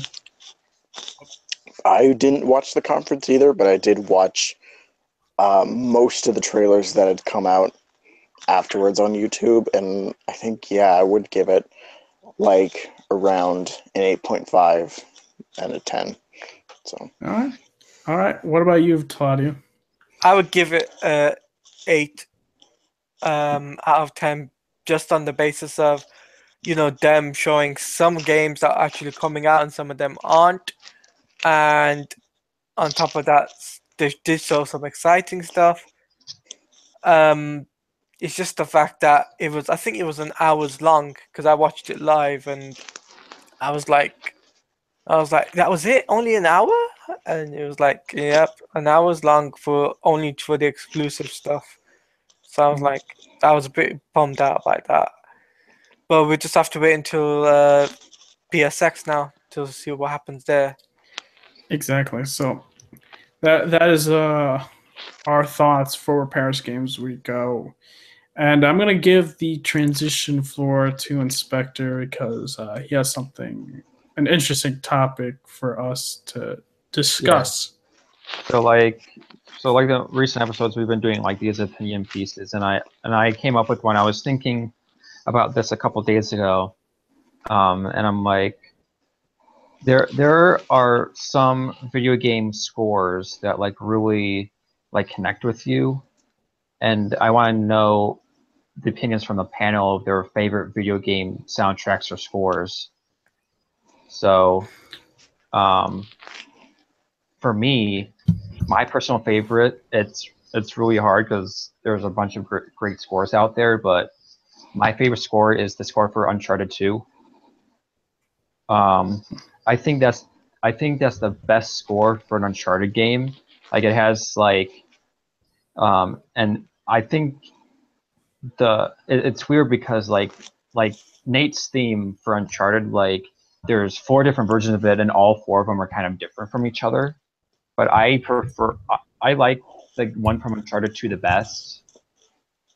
Like it has the right amount of like horns and like the right amount of volume and like the right amount of percussion, and also like I just like the tribal sound of it. And yeah, like it has like slow moments and it has like bombastic moments, and it just has like a perfect balance of like what makes a perfect score. So what about you, Red Hood? What is your favorite? My favorite score, and I love a lot of scores in video games, so mine is also tough, but at a personal level and how immersive a score is for me, I always have to. I'm gonna have to say The Last of Us from Gustavo, and we kind of heard the score for The Last of Us 2 in there for a little bit, and I really love the score for The Last of Us 1. It really meshed well with the story, with gameplay, and even on an emotional level when you had the very like touching scenes, it flowed well and it got me all the time. And Gustavo is a very talented composer for music, and that is what for me, the epitome of what game soundtracks should be like. Yeah, and by the way, the Uncharted 2 soundtrack was by Greg Edmondson. What about you, Marvel DC fan? What's your favorite video game score? That is really tough. Okay, so if there's one score, like I'm gonna go with the Mario Galaxy games, only because they're like Mario, of course, for most of the games you got that synth kind of music going on, and Mario Galaxy, it's like a full orchestra, and most of the songs on there are just epic, and like it's really pulls you in and makes you want to play the game, only for the music and most stuff like that. But like it's all epic. Most of the tracks are like they're beautifully done, and like honestly, like if you've not heard, actually, you know what? There is a track in the first Mario Galaxy. I think it was Gusty Egg Galaxy. That is probably the best track in that game, and I recommend everybody go listen to it because it is amazing. But honestly, like I also agree, like with The Last of Us, like it's just on an emotional level, the entire score and stuff like that for that game is just beautiful. And just like another good one also I'd recommend is Journey. That's good too. Yeah. How about you, Chaladia? This is a hard one, real hard one. Because there's loads of games that I've played, and loads of great games I've actually played in the past. If I had to pick a couple, I'll probably say Batman Arkham City Yeah. just go with the main title. And in between the game as well, it actually makes you want to play the game. You're Batman. You feel as if like you understood the story. Another really good score I would say would have to be the Star Wars games, the old Star Wars Force Unleashed game, which back in the day that was really cool, and also the Old Republic as well, which I still play. So I like that score as well. So Like I would like to say though, like going on with Batman, like I do really enjoy Batman Arkham City soundtrack, but then when playing Arkham Knight, like the it's just soundtrack like, to me wasn't that good. Like yeah, that's the thing though with Arkham Knight and Arkham City, the soundtrack. It felt as if they weren't bothered. They felt as if it was dying on them initially. I think it was a different composer though, so that's No, probably it was the why. same. No, It was? it was the same composer, Nick Wow. Ardell. Huh. Because Arkham City was really good, and then Arkham Knight just Let me just double check that. Hold on, let me just I double. thought It's the just Arkham Knight forgettable. soundtrack. Yeah, there were some more memorable tracks than others. But Because I don't know, for me, like the Arkham Knight didn't flow well for me for the soundtrack. I just, and then it was like reusing. Like I understood what they were trying to do with reusing some of the old soundtracks, but it just, on a gameplay immersive standpoint, just didn't work for me. So the artist was for David Buckley for Arkham Knight and Nick Okay. and for Arkham City, Arkham City soundtrack. It was the soundtrack was it was done by Watermark Music, which is WB themselves. Oh, hold on, the album was done Nick Ardell and Ron Fish. There we go. Found. Yeah, Nick Ardell. Okay. Yeah, so he's done the soundtrack For me, a lot of the tracks in Arkham Knight were just they're just background noise. Like a lot of them were like pretty forgettable. Remix. Like the only track I can really remember was maybe like, I don't know, maybe like the Nightfall Protocol and like maybe the beginning, like Yeah. the opening. But like Entertainment. that's it. Yeah, I did like Enter Demons, but I don't know. It's just that the fact that with Arkham Knight with the soundtrack, there was a couple of tracks which was a remix to the old original Batman Arkham Asylum game. It was like like how they're doing with Justice League with their soundtrack. It's a bit like that. No, I think Danny Elfman did a better job, though. That's my opinion there. That's, You're gonna anger the shills, man. hey, man. Don't mention Elfman. They're gonna come after me. They're gonna like type on their keyboards really heavy and start breathing. Elfman is the worst. No Zimmer. No Hans Zimmer. But I completely forgot though. Like You have a sniper rifle sight locked on your head. It's like, listen, man. I'm gonna see Justice League. I love Danny Elfman. What's the issue here? Yeah. So I hope you don't mind me just changing gears here. So with this whole 4chan thing, if you don't mind me bringing this up, obviously we now know it's fake. Because there was a rumor going around, there was a speculation that there was going to be a cover for Game Informer, supposedly a Rocksteady Superman game, and that it was going to blow our minds and stuff like that. And it wasn't. It was Monster Hunt. Monster Hunter World. Boy. Monster Hunter World, which was the cover of things. So that turned out to be fake.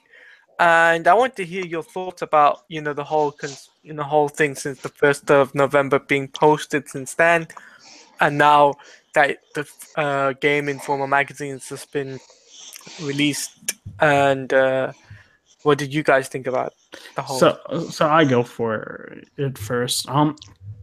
Personally, like, just this is my thing, right? I think we should wait until a credible person leaks it, like Jason Schreier or something like that. I think we should wait until something like that happens, or a leaked like concept art, or a box art or box art, right? Like Shadow War, instance.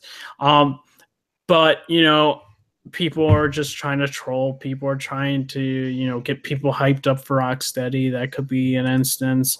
Or, people like to ruin other people's lives. That also could be an instance where that is the true purpose. But overall, the person was just troll. Yeah. But I personally think we're not going to see this game until next year. That is my personal take. Could it happen at VGAs? Yes, it could, because Jeff Keighley has a strong relationship, a good relationship with Rocksteady in the past with Batman Arkham City announcement trailer. But personally, I think it's going to be next year. I got that gut feeling it's going to be next year that we get an information about Rocksteady's new game. So, okay, Inspector, your thoughts on the fake leak? And as well with the, these leaks happen all the time. Like, I don't get why people fall for them so easily. Like, especially with Game Informer, like, it seems like there's been like, oh, this is going to be announced in Game Informer this month, then it doesn't happen. I Yeah, remember like- that. It's like Zelda. Fuck Zelda, man. We want Batman. Yeah. yeah, Um, and yeah. On that, yeah, I don't expect like I expect announcement like probably next year. okay, Marvel DC fan, your thoughts on this? Um,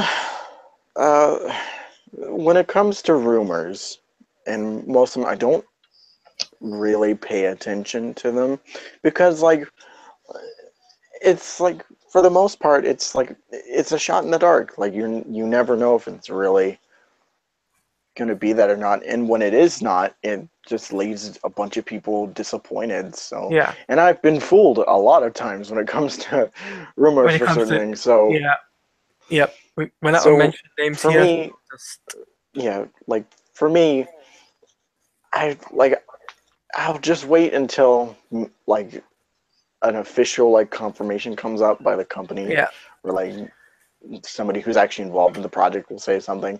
yeah, But like for the most part, I think we're gonna get the Superman game revealed probably next year, I'd say. But if they really wanted to show it off, very soon, I mean, the VGAs is possible, and maybe PSX is possible too. But I mean, that's that's like just for the most pushing part, it. Really. that's PSX is well, yeah, like that is a shot in the dark, grain of salt yeah. kind of thing.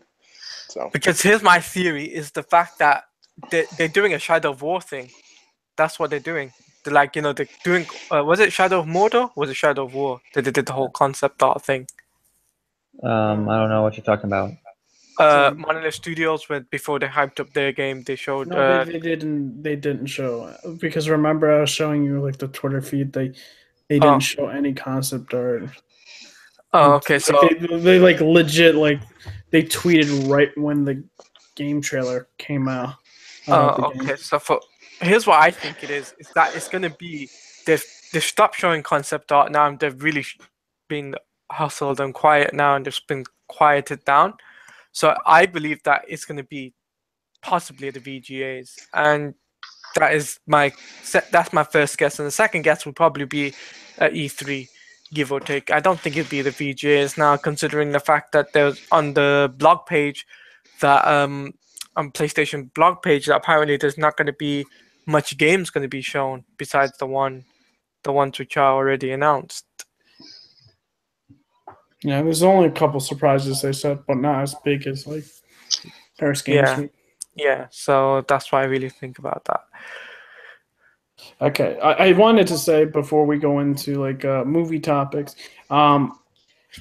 so the big gaming journalist media has been crying out, saying The Last of Us 2 is too violent. The Last of Us shouldn't be about it. It needs to be about rainbows, unicorns, love, happiness. Even though we got like a statement saying from Neil Druckmann that this game is going to be about hate and revenge. And what can I say? I personally think they're snowflakes. I think they can't handle it. I think they want to have this type of game that is all about, love and all this stuff. And The Last of Us had some dark stuff. I think they keep forgetting this. We got people, committing suicide, people dying for some lost causes, and all of that, and believing this ideology and living by it even through death. So personally, I think these gaming media haven't really truly played The Last of Us. And if they have, they're just doing it for clicks, and it's getting ridiculous to the point that everyone's really talking about it. And I'm kind of glad that the president of Europe for Sony was just like, this game is made by adults for adults. Like, I don't know. He just basically, he said that, which is a good answer. But in his head, he's probably like, well, why? Like, this is very simple. I don't understand why you people are being so butthurt about it. it's getting to this point with media in general. It's getting to a breaking point because they're doing it just because it's the cool thing to do, cool thing to get clicks, cool thing to hate gaming. It's getting to that area. Even gaming journalists. So it's very interesting when you got somebody from IGN, Max Scoville, crying about it.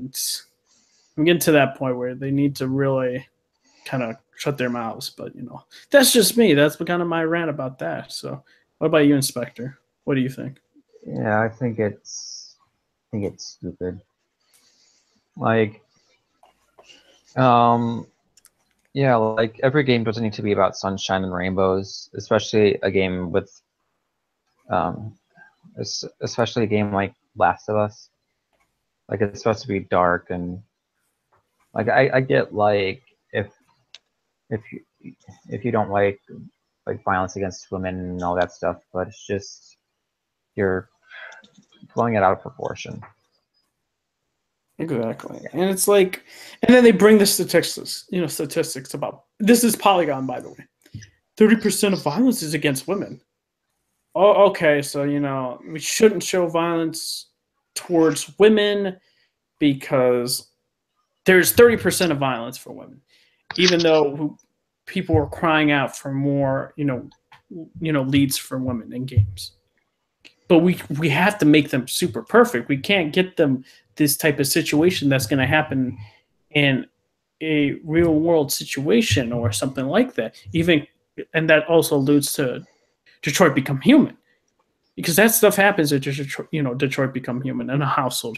Granted, there's no AIs or androids or anything, but real people, right? And so it's getting to that point. So it's fine if it's a male. It's fine. Joel is torturing people, killing people. It's fine when that happens, right? But it's not fine when we have a lead, being tortured and being about to be killed.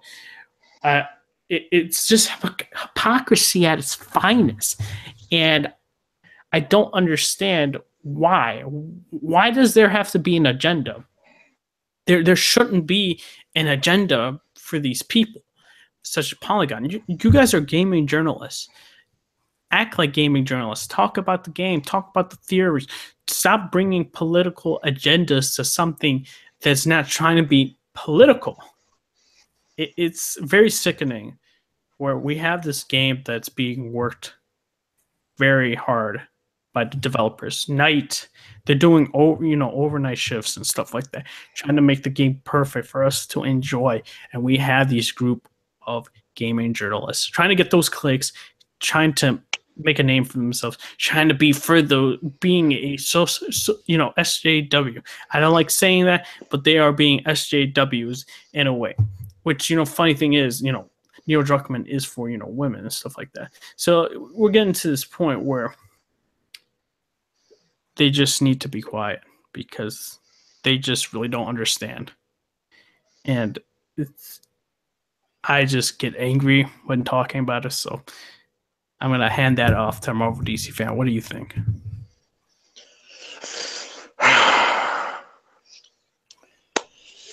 To the snowflakes, possibly listening to this or watching this in some form or fashion, I want you to read that title for just a little, just in your head. Just read it to yourself and just think. Does that title invoke sunshine and rainbows? Does it? The Last of Us? Does that make you think happiness? I bet it doesn't. It's just, oh my god. Like, why? Just, oh man. My brain hurts thinking about this and how people are this stupid. Oh man. Honestly, I really have no words for this. Like, it's just dumb. Mm. What about you, Tiladio? I agree. It's just politics and people using it for clicks.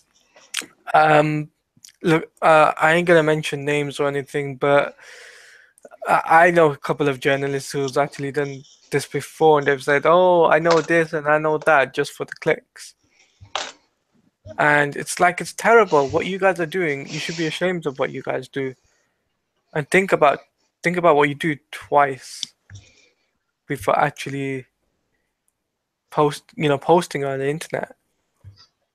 So It's like, oh, sorry about that. Oh, it doesn't matter anyway. It's the truth, isn't it? It's the truth at the end of the day. It's like I know for a fact. I know for a fact that some of these journalists is like, oh yeah, I know this game. Oh, come check out our Twitter page for all the information or our website. And I'm like, really? You want us just to click on your website? And it's appalling from a not a journalist standpoint, but it's appalling to see this type of thing being brought to the world. And I think that it needs to stop. yeah, exactly. So that's it for our rant. We're going into the movie side of things, and of course, Thor came out, and we're gonna give our opinions on it. And once we say, spoilers ahead, click off real quickly, and then Or pause the video if you're pause the video, and then try to find a section where it's not about spoilers. But right now, I'm not doing any spoilers. I'm going to say my piece on it. People are going to have differing views, and that's the point of a podcast. Right? So Thor Ragnarok. I told you guys my whole experience with the Thor series, and I told you I hated the first two Thor movies. I thought they were boring and just not interesting, and I felt characters weren't that great. And also, second Thor, I fell asleep in, which should tell you volumes on what I think about that movie. But Thor Ragnarok, I saw it with my family, and I used Movie Pass with it, which I like Movie Pass a lot. I'm not going to lie about that. But Thor Ragnarok as a whole, right? It seems like everyone enjoyed their roles and what they were given, and I'm glad about that. I thought the acting was very good. Pacing, I thought in the middle was a bit not that good. Not to the point it was bad. I thought it wasn't as good to the standards in the first or third act. I thought the middle part was just lacking in that department. I personally like the score. I'm not gonna lie. I like the Thor Ragnarok suite. I like the Thor Ragnarok song, and I really like that about that. So I dug the soundtrack. What else did I think? I thought the standouts were. I gotta remember the Rock Dude. Rock Dude was very funny. Borg. Borg, yeah. So he was really cool. I really enjoyed his scenes. It's like I don't know why the jokes landed with me a lot with him, and it's like, dude, I would be friends with him in real life. Like that man, we would just be best friends. And what else can I say? Hela. So Hela, right? She was well acted, but the problem with me I had with her. And it's a common reoccurring theme with just Marvel villains or even villains in general. Because granted, Spider-Man Homecoming had, a good villain, but in Thor Ragnarok, Hela wasn't that great. She wasn't relatable. She's just, she goddess of death, right? And I think it was funny that she got the title, but we didn't really see much death. Granted, we did see she did kill a bunch of Asgardian people. But in that regard, we didn't get much time with her in terms of screen time. That's because of, the subplot in the movie, which a lot of people like it, a lot of people dislike it, and sometimes it could feel disjointed with people. I personally kind of like the subplot with the planet for Thor and Hulk and stuff like that. And I want to say the interactions between all the characters, I thought it really meshed well with the interactions between Thor and Hulk. And my nitpick about it, though, about the Thor and Hulk relationship is, why didn't Thor say, what the fuck, you talk? This man talks now. Like full-fledged sentences, not like one words like usual, but full-fledged sentences. That would be my reaction. Like, dude, you can talk. That's so cool. Yeah, it's more like broken sentences than Yeah. full sentences. But Yeah, I mean, yeah, but you know what I mean by that. Like, he can talk more than he normally would talk. So, I wish they would mention that, but they didn't.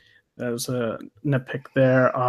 And then Hella, that's kind of why I brought down a couple points for me. And what else? I thought the jokes for me landed about 70% of the time. And then the other ones I was like, which is good for me in terms of that. If it's like 50 or lower, to me, that's not that great for what they're aiming for then. But it landed more, so I'm glad about that. I thought the effects were great. I liked that.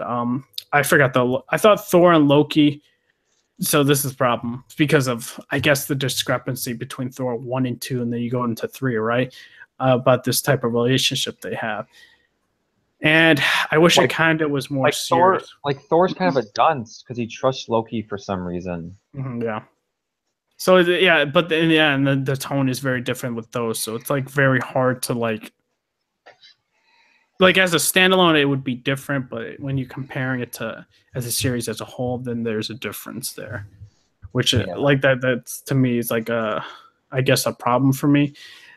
But like, I did like some of the underlying themes in the storyline, such as I wouldn't say it's like a coming of age, but more of Thor becoming what Odin is or what his beliefs are, which was, I thought, very interesting and very symbolic. And then a certain action happens and he straight up looks like Odin, but a younger version, which is the point.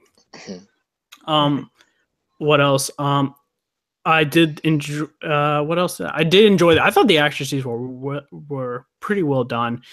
And yeah, Hela was the problem. The Loki thing.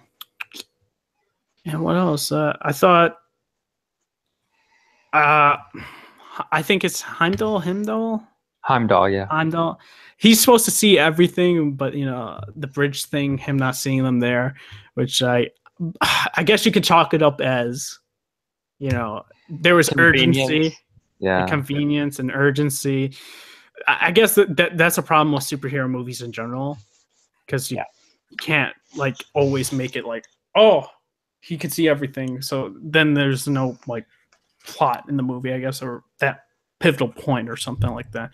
So I can understand that, I guess. I do wish we kind of had more of the wolf scenes, but whatever. But that's a nitpick for me there. I did like the the mid-credit scene, which basically is a direct lead up to Avengers Infinity War. I won't say much about it until we get into spoilers or someone brings it up. I did not care for the end scene with Grandmaster. It's whatever. Yeah, I agree. What else? I thought, it's Jeff Goldblum being Jeff Goldblum and that character for the Grandmaster. I mean, I do like Jeff Goldblum, so it didn't matter, but I can understand people having a problem with Jeff Goldblum. They don't like Jeff Goldblum. Take a shot every time he says Jeff Goldblum. Hey, it's true, man. All of his roles are himself, so yeah. That I guess that's it for me. I give it a 7.5. 7.5 or 8. I'm more leaning to 7.5 though. So, okay. What about you, Inspector? I'm gonna make this short since I think we're kind of going over time. But I agree with you where I feel that like the Hela stuff on Asgard and the Planet Hope stuff didn't really mesh. The tones didn't really mesh because you have the Planet Hope stuff, which was more of like a buddy cop kind of comedy. Then you had the Hela stuff, which was a bit more darker, and I felt like everyone was good. I loved Korg, like you said. Korg was probably like the best character in the movie. I really liked Valkyrie too. Hella, like, as you said, like the acting was fine. She kind of like hammed it up with like, it was mainly the makeup. I thought the makeup was a bit overboard on Hella, like so much eyeshadow. I get like they just need to put like a bunch of other stuff on her face, and she basically becomes like Caecilius from Doctor Strange. Mhm. But yeah, Hella was kind of forgettable to me. She was kind of like one-dimensional in her motives. Like, oh, I just want to destroy Asgard. And like, what does she do for the entire movie? She lets Scourge do all the work for her. Like, she doesn't really do anything. And speaking of Scourge, Scourge was a total waste. Why, like, for being an executioner, he didn't really execute anyone. Like he had like no character. He looked cool. He had a cool scene before he died. Like, and for being a goddess of death, she was more like goddess of pointy objects. Like, she just threw all those like spikes at people. Yeah, the action scenes were cool. I liked the gladiator match, even though the friend from work joke, kind of like took a little bit of the like drama away. Yeah, I heard it was from what, a Make-A-Wish Foundation or something like that, or somebody that had like cancer or something like that. Yeah, and as you said, like, I would say the jokes were more like 60-40 for me. Like, all the Korg stuff was hilarious, but other than that, like at the beginning when he was talking to Surtur and like is like, oh, like let me spin around more. It's like, you could still freaking hear him when you're facing the other way, Thor. Like, you're kind of like forcing that joke. And like Clancy Brown was good as Surtur, but like Surtur again, like he was in the beginning of the movie and the end of the movie. And I hate that freaking cheesy's like, oh, Asgard isn't a place, it's the people. It's like, oh my god. Are we like in a soap opera? Are we in a CW show now? Like, that's a line like straight from like a CW show. Like, and that kind of like takes away the stakes of Asgard being destroyed. Like, oh, Asgard is destroyed, but it's not destroyed because the people are still alive. And speaking of Asgard, like Asgard seems like a pretty like big place, especially that Citadel looks huge. Like, I'm pretty sure there should be more than like 300 people living on Asgard. Yeah, that's true. Like these are just nitpicks. Like you're saying, like I'm just getting into nitpicks, but yeah. And like the whole point of Ragnarok though is like, even though Asgard is destroyed, Asgard is going to come back. But the whole point of Ragnarok is Asgard gets destroyed. It's like a never-ending cycle. Asgard just gets destroyed and Asgard comes back. Like, that's the whole point of Ragnarok. So, and as you saw, like the after credits scenes, like the Thanos scene was like the one that led into Infinity War was interesting, but as you said, the final one was just meh. It's just a cash and comedy after credits that doesn't like matter in the long run. Mm-hmm. Yeah, so those are my opinions. I would say 7.5, like you said, 7.5. Yeah. What about you, Marvel DC fan? Well, I actually did post a review on my channel, so if you want to see more of my thoughts, you can go watch that video there. But I mean, just like in a general sense, like special effects, they had some really good action. Like, special effects were top notch. It was really funny. I liked a lot of the comedy. I think that like the movie in general delved a little bit too much on the humorous side. Like, there were quips and stuff in like moments that were supposed to be genuinely serious, and that just kind of took me out of the movie a little bit. And I feel like Hello and Scourge, they were well, Hello was just kind of one-dimensional for me, and Scourge, he was just kind of wasted overall. But yeah, but like, the movie is good. I would say it is around like a 7.5 for me, and it was, for a lack of a better term, hella good. And I think everybody should go see it. But here's the question: was it fun? Because everyone's saying, "Oh, it's fun."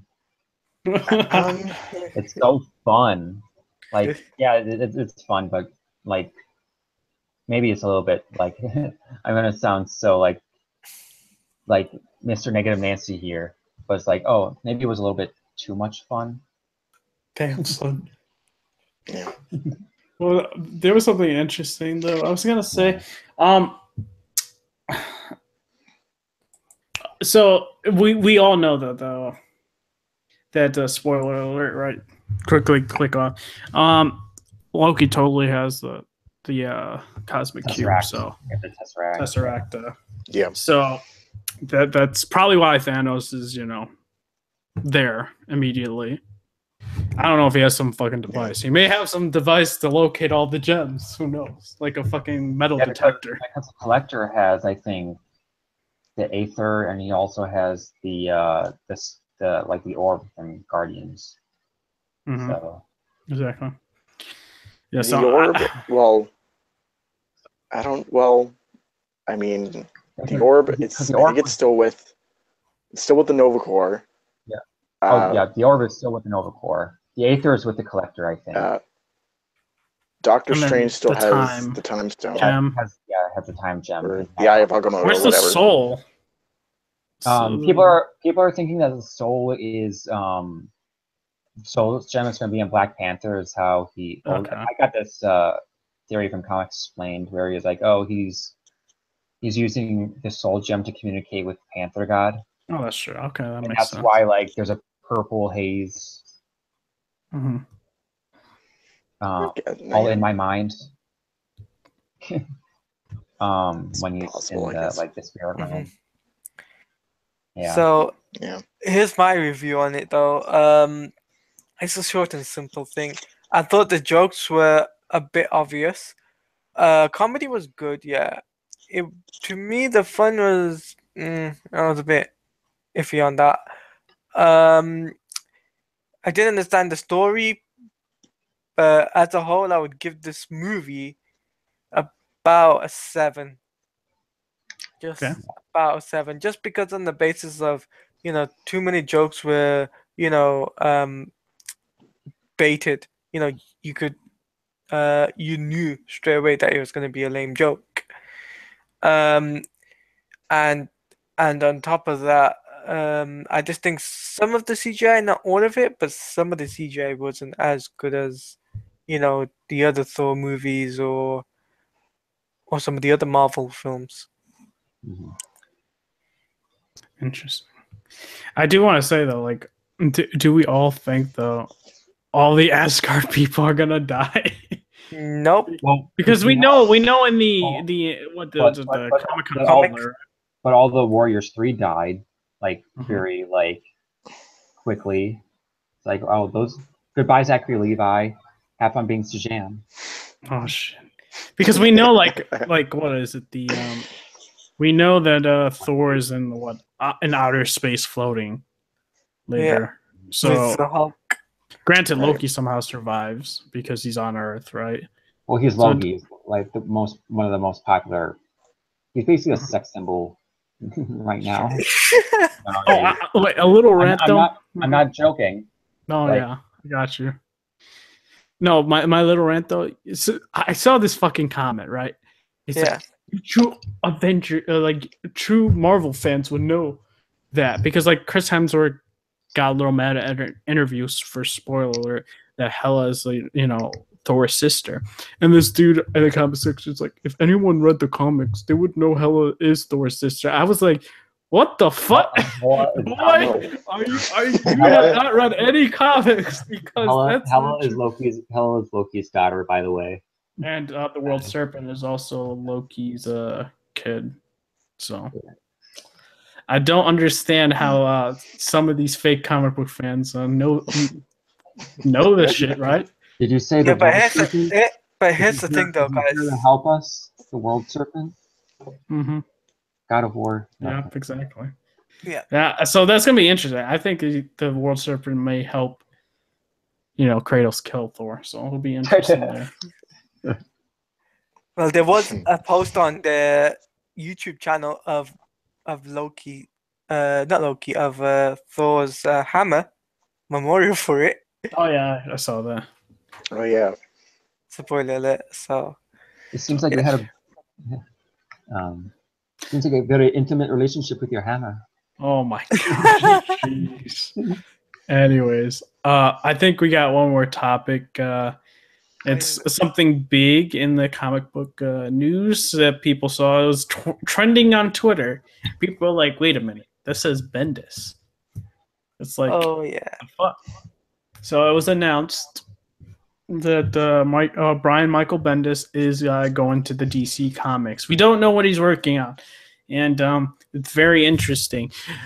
Well, I'm going to say this real quick. I did like his Ultimate Spider-Man comics, right? I did not like what he did with Iceman. I did not like his character of Riri. That's pretty sound right there, right? But he probably has a strict contract with DC saying,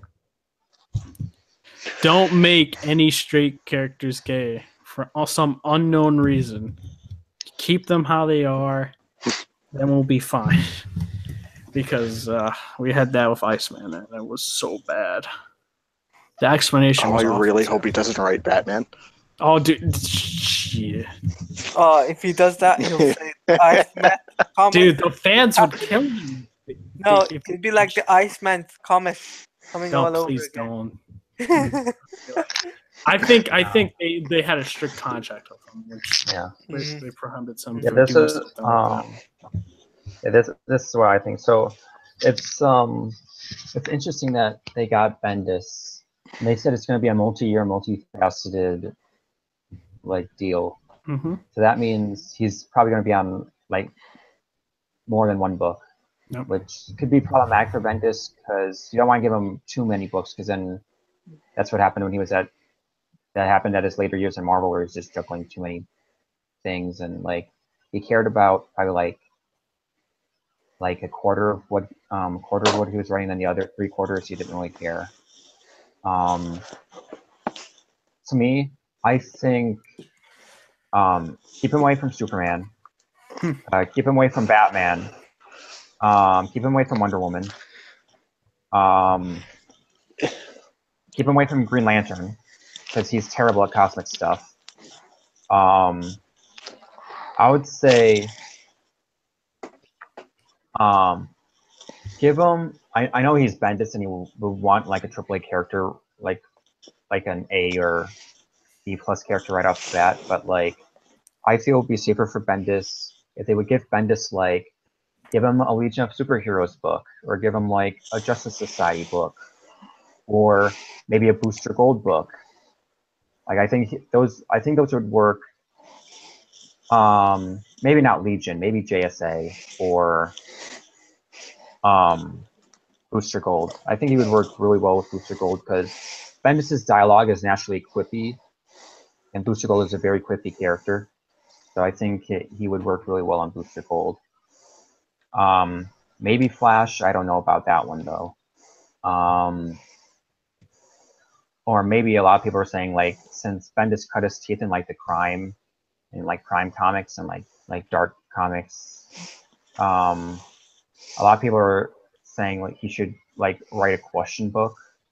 To me, my first writer for the question is always going to be Greg Rucka, because he's like the master of crime comics when it comes to DC. Him and Ed Brubaker, who would be my next choice. But Brubaker is too busy doing his creator-owned stuff to come back to DC. So yeah, I'm interested in what Bendis is doing, and there's also a rumor, which I think is just a troll by Jonathan Hickman. But Jonathan Hickman's like, oh, maybe I'm going to come to DC now. and a lot of people know Jonathan Hickman from Secret Wars and Fantastic Four, and also Avengers and New Avengers, which led up to Secret Wars. So, what do you think, Marvel DC fan? I mean, like, the only thing I can really say is that it's interesting for the most part. I mean,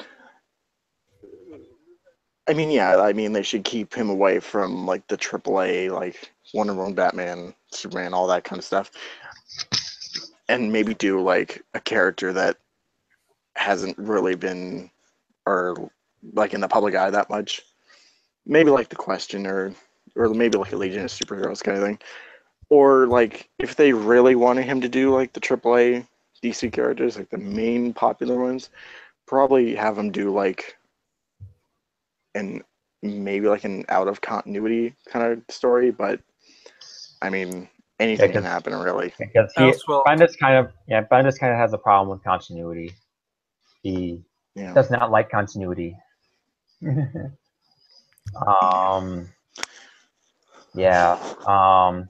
a lot of people are saying, "Oh, give him the Earth One line, because then he won't have to worry about continuity." But the thing about the Earth One line is, it's because the thing with the Earth One, like the Earth One line, like Batman Earth One, Superman Earth One, they're graphic novels, and people are saying that because Earth One is kind of like DC's version of the Ultimate Universe, but the difference is the Ultimate Universe had a bigger overall story than the line, because the Earth One line is basically a group of graphic novels that is going to be 3 volumes and then it's done. Like that's the whole plan for Earth 2, is like Superman Earth 1, 3 volumes, Batman Earth 1, 3 volumes, Wonder Woman Earth 1, 3 volumes. And the problem with Earth 1 is that the timetable for those is like all over the place. There hasn't been an Earth 1 book, I think, since last year, which was Teen Titans. And with Batman Earth 1 Volume 3 has been in development since 2015.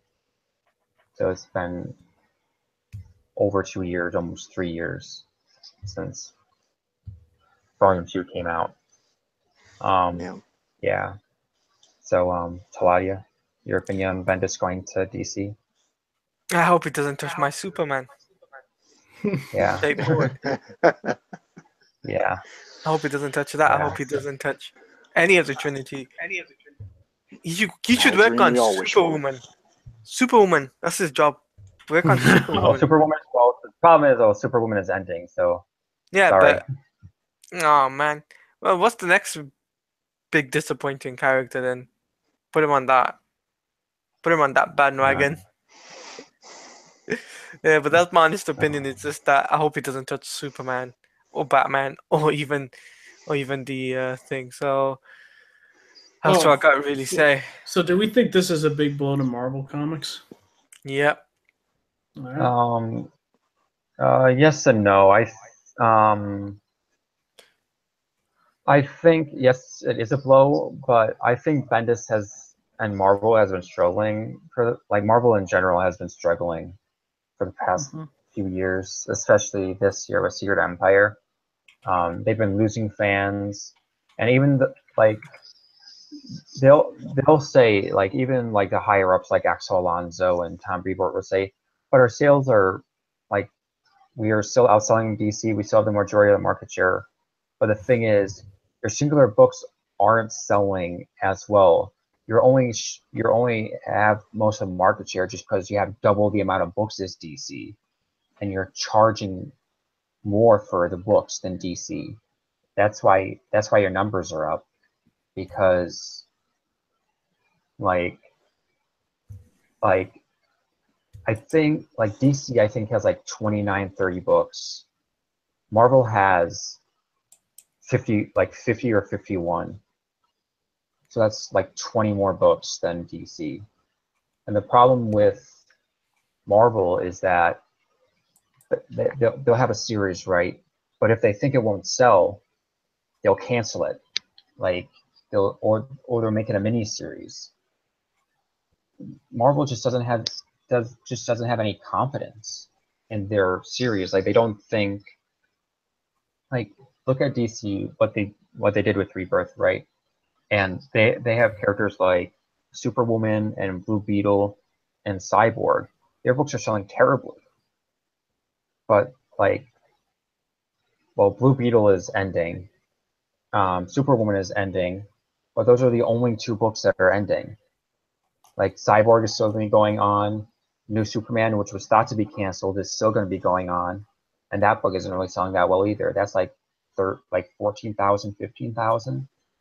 And the thing is, like, DC lets these books, like even though there's a small amount of people that read New Superman, that it has a fan base, and that's what I think Marvel doesn't let their books get a fan base before they cancel them. Like, and the problem is, like, when a new movie comes out, like for instance, Guardians of the Galaxy Volume 2. Before Guardians of the Galaxy Volume 2 came out, there was like one or two Guardians books. After right when Guardians 2 came out, there was like 7 different Guardians books, and none of them lasted. Same thing with Black Panther. Like, Black Panther has a book, then they gave him another book which got canceled, and then they gave him another spin-off book that got canceled. So I think Marvel just needs to calm down and like just cut. Like, I would say Marvel needs to focus less on spin-offs, because I think that's what's hurting them, and also like lower their prices. Exactly. Okay. So that is it for the discussion from Brian Michael Bendis. That is pretty much every topic has been covered throughout the past 2 weeks so far. And guys, I hope you enjoyed this episode for the podcast. I'm gonna be setting up iTunes and also SoundCloud later on this week, and I'm gonna post it in the comments once it's done, so you guys could possibly check that out.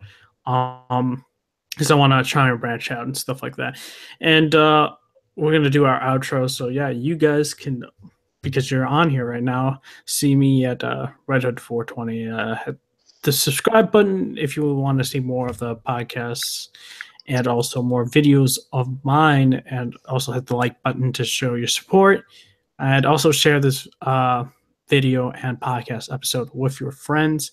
And yeah, I also have a Twitter at like Red Hood 4200 or 2400, one or the other. Yeah, so Inspector, where can they find you? You can follow me on Twitter at the Inspector. Cool. Marvel DC fan, where can they find you? Well, obviously, have my YouTube channel, so just Marvel DC Fan X99. I'm also on Twitter, so you can follow me at Marvel DC Fan X99. And of course, there's the Facebook, which is just Marvel DC Fan on Facebook. So you can go friend me there. We'll chat and all that kind of stuff. So. And Talati, still. keep going. Still pushing through with that Last of Us playthrough. We're almost done, so and then we can move on to our next project, which is all ready, but I'm not gonna say it now. Damn, no reveal. To watch and find out. Nope. Just saying. So yeah, you guys, just need to watch my videos. Go watch his Last of Us. I enjoy them. I watch that stuff. It's a very good Let's Play. So guys, check that out. Taladia, where can they find you? You guys can find me on Twitter, which is at mtaladia. You can also find me on my YouTube channel, which is Taladia Plays, where I just recently posted a video about rumored Superman game with RNG Gamer. I did a collab video with him. And you can also find me on Twitch, which is twitch.tv/Taladia Plays, where I am currently doing Injustice 2 live stream as it hypes up for the Justice League movie when that comes out next week. And I'm also, by the next Friday or next Saturday, I'll be doing a live stream featuring Star Wars Battlefront 2. So there'll be much anticipation to watch that. So make sure you come by and check it out. Nice. So yeah, check out his YouTube and Twitch. Guys, this is the end of the episode. This is the Overleveled podcast. Signing off. See you guys later. Peace out. Take care.